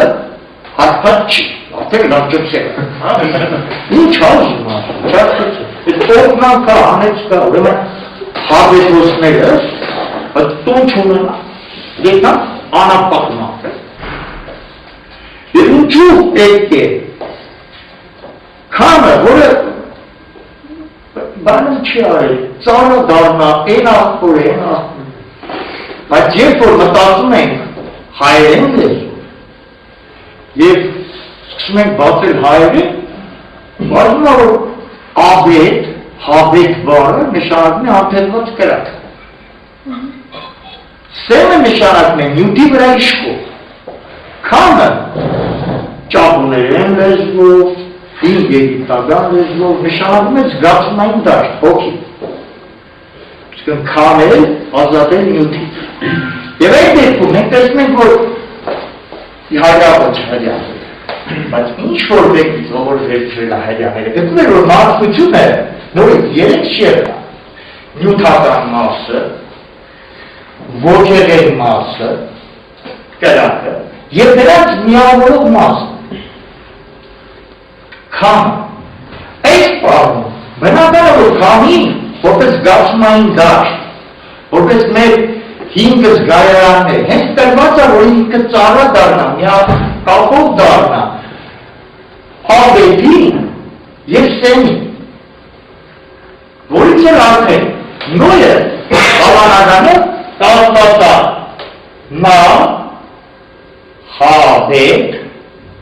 նա հավետ, այսինքն հավետից առաջ, այսինքն կրակից առաջ կա մի երևույթ է, որից պետք նոր բաժանվել մեր մարդկության ոգեղենությունը և մարդկության վստահական մասը։ Այսի խոսում է մեր մարդկության ամբողջության պատվերման մասը, բայց իհարկե ոչ սենիկների, որտեղ ուրիշ բան չունի տեսել եք սենիկների հին հարկստովությունը, չէ՞, նրանք գոտի չէին կա, որտեղ նրանք գտնում են, որ մարդը կազմված է երկու մասից, նյութական մասից և ոգեղեն մասից, և մարդու մալվան հետ նրա զգացումային մասը սկսում է մեռնել։ Դրա համար ես այն ասում եմ, ընդեղից ոչ մեկը դեռ լուր չի բերել, ընդեղ փոշի ու լռություն։ Իսկ հայերի հագուստը կազմված է երեք մասից, գոտկատերից ներքև, նյութական մաս, գոտկատերից վերև և գլուխը։ Եվ ամենահետաքրքիրը որն է։ Ես միշտ շատ ռեալիստական երևում է։ Հայերը երբեմիցե հագուստի վերևում գրպաներ չունեն։ Գրպանը դա խորհրդանշում է հենց նյութականությունը։ Միշտ ասել եմ, մեր տատիկները ձեր բախտը չի բերել, չեք տեսել, երբ որ գնում էր իրանց ծոցը ու մենք սկսում են շորերը բարձրնել, չորրորդ յուղքի տակը նոր գրպան կար։ Ընդից կապետ հանում է։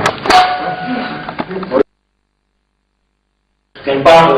20-ին բան չկա, բայց 220 կար, որ սաղտենային, որ իրան կսակավոր է։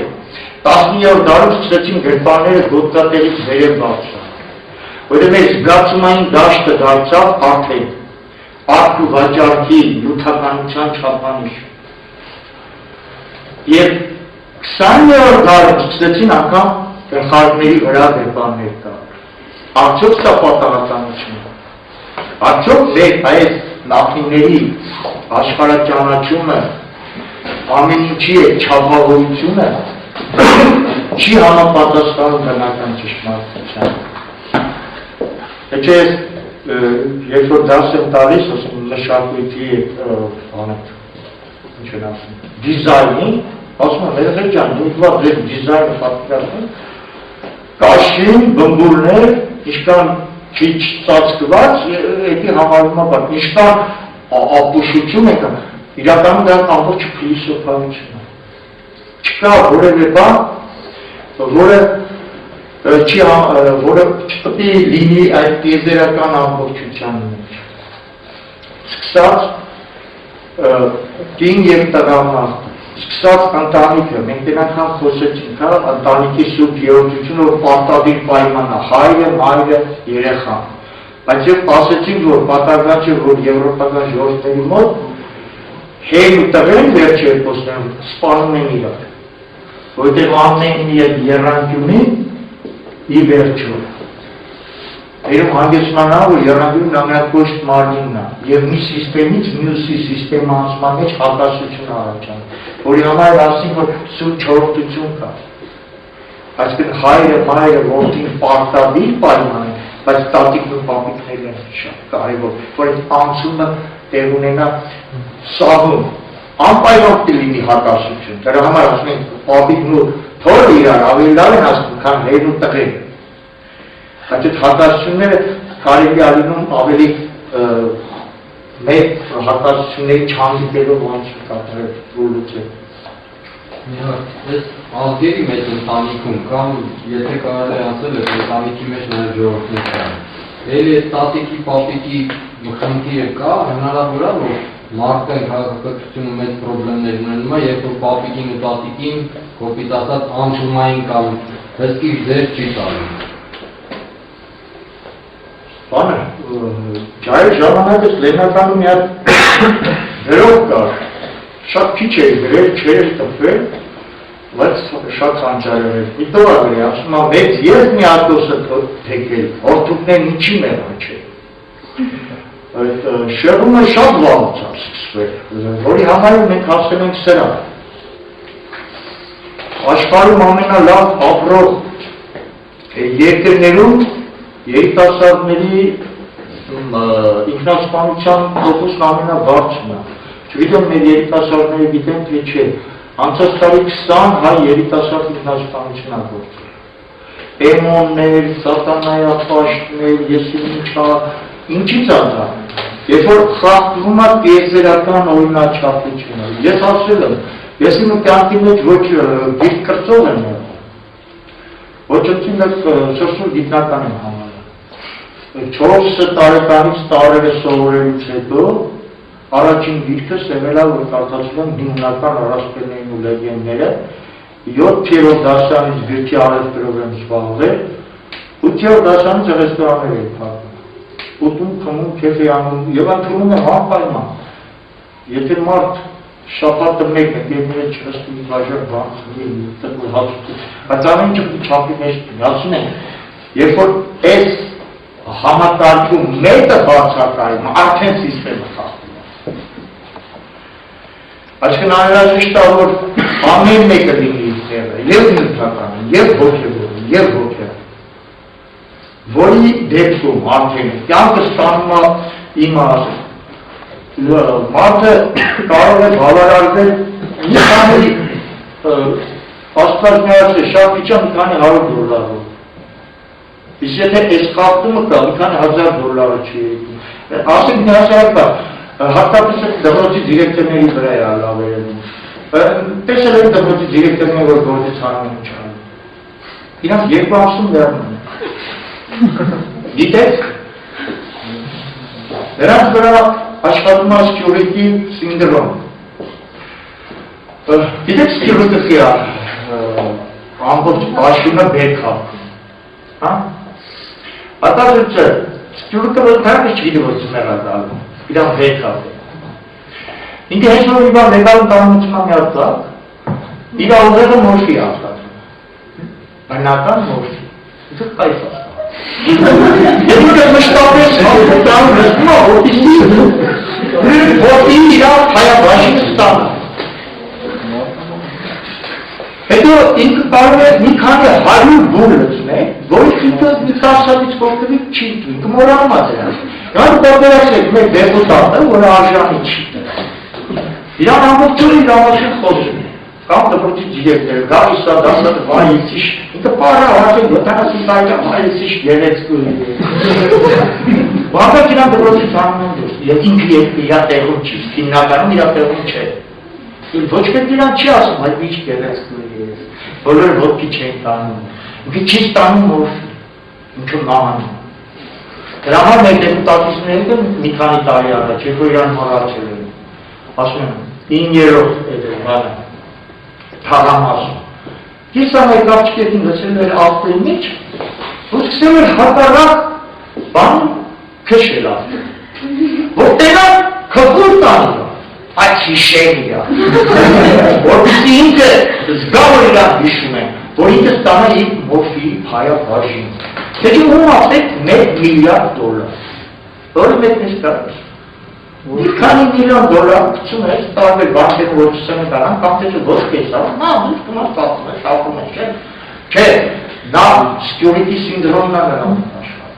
Այդ դպրոցից երկրին հեռացել են, բայց երկու տարի է լսա։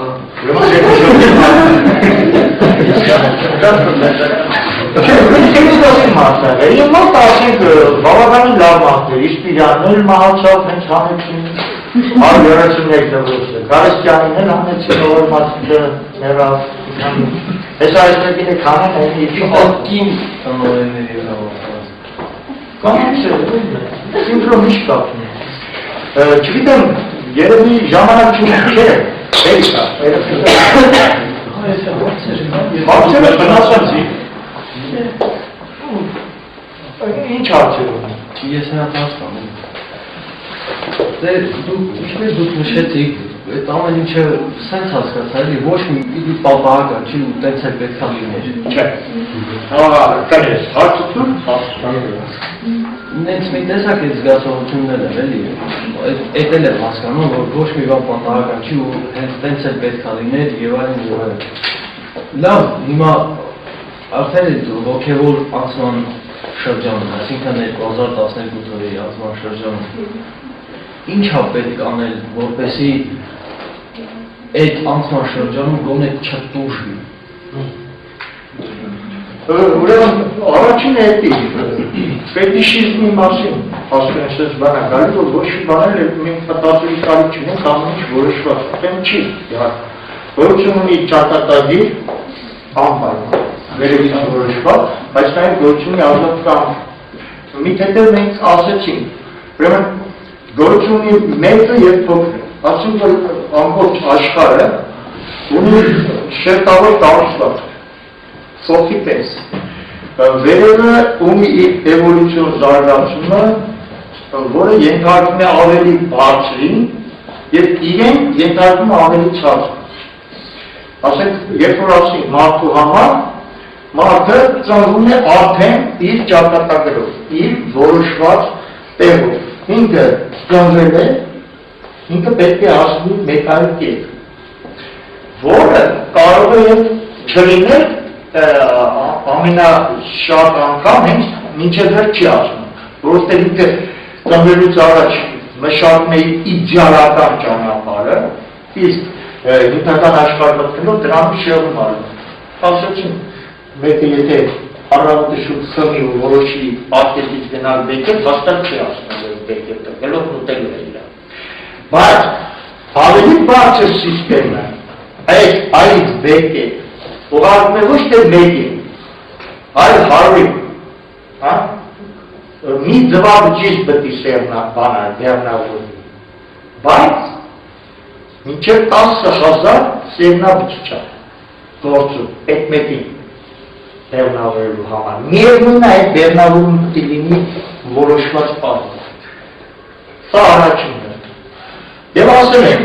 ինչն է ամենակարևորը։ Ամենակարևորը համակարգված ապրելը։ Քրիստոսը եկավ, չգիտեմ որքանով մեր մարմինը փրկելու համար ու որքան փրկեց։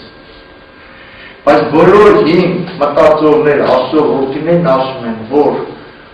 գալիս է արդեն հոգու փրկիչ։ Փրկում են միայն նրան, ովքեր որ ուզում են փրկվել, ովքեր որ գիտեն ինչ են ուզում։ Քրիստոսին ասում են, վերջը դրախտ կա, չկա, կգնում դրախտ, ասում է, եթե ձեզ մեկն ասի, որ դրախտի երկնքում է, իմացեք, այդպես բաներներ թրջունները վաղուց գրաված կրեն։ Եթե մեկն ասի, թե ջրի տակն է, ուրեմն վաղուց ջրները գրաված կրեն։ Ասում է, դրախտը ձեր շուրջն է, ձեր մեջ, պրոստը դուք դրախտում չեք։ Այսինքն մենք պետք է ստեղծենք ները, ամեն մեկս մեր համար առաջին հերթին։ Ես միշտ չեմ կարողացել հասկանալ այդ կոսմոպոլիտական գաղափարը, սիրենք մարդու, հանուն չի սիրել մարդու։ Օրինակ ես սիրում եմ ինքս ինձ, ես ուզում եմ որ լավ եմ, որի համար ուզում եմ, որ իմ շրջապատը, իմ երեխեքը, իմ ընտանիքը լավ է։ Իմ ընտանիքի լավ լինելու համար, անհաշտը որպեսզի իմ փողոցն էլ լավ է։ Իվերջ իմ տեսակը լավ է։ Այդպես ես կարող եմ ներերիները սիրել, հասկանում, մարսիչները սիրել։ Երբ որ ես դուրս եմ գալիս մեր որոշված կետից, բայց եթե ես որոշում եմ, որ պետք է ես սիրեմ մարդկանց, եւ այդ մարդկանց սիրելով իշխնեմ ինձ, ես ոչ մեկին չեմ սիրում, սուտ է։ Դա պարզապես երեսապաշտություն է։ Ու պետք է քո տեսակը սիրես։ Ու քո տեսակից բարձրանաս։ Սրանն է։ Եվ դրան գալիս է ամեն ինչը դիվարից, հոգու հանգստությունից։ Երբ որ մարդը ատելության պատահում, եթե տարածում է նախանձով, բնությունը, հենց մեխանիզմը դրե մարդու ուղեղում, որ ուղեղը մեջ սկսում է հաշվել, որ մենք վտանգավորենք մեր շրջապատի համար։ Մեր ուղեղը սկսում է 100 տեսակից ավելի թույներ արտադրել, թունավորել մեր օրգանիզմը։ Գնում է ինքնաոչնչացման մեխանիզմի միացում։ Դրա համար են ասում, մի աղբյուր։ Ես չեմ ասում, այլ երեք անցած անգամ, որ ասեցինք, ինչով ազգայնամոլից։ Երբ որ քու այգին լցվել է մոլախոտը, դու պարտավոր ես քու այգին մաքրել մոլախոտից, բայց ատելության մասին չի խոսքը։ Պարզապես քու այգին պետք է մաքրել։ Դու պետք է կատարես այն, ինչը որ քեզ տրված է, քու տեսակի պահպանման խնդիրը լինի։ Խոսեցիք հայրենիք ոգեղեն իմաստով, այդ ամբողջ ընթացքում եմ որ զուգահեռել մեր տեղի ասացին հյութիքներ են, չէ, արդեն ընկալեցիքն հասկացել։ Ասեն գիտեք ոնց է, մեր տեն Հայկ Արսաթելյանը իրենք ժամանակ չունեն այդ բոլորը բացելու, պարզապես ժամանակ չունեն, երբ որ նշտեն Ամերիկայում ձևակրում էր ստեղծում, իր առջև դրած էր կոնկրետ խնդիր, մարդկության այդ դափնոցում, ջուրարանում ոչնչացնում էր այդ տեսակը, ինքը ստեղծում էր ձևակրում խմբեր, ու այն անգամ մեր ընկերը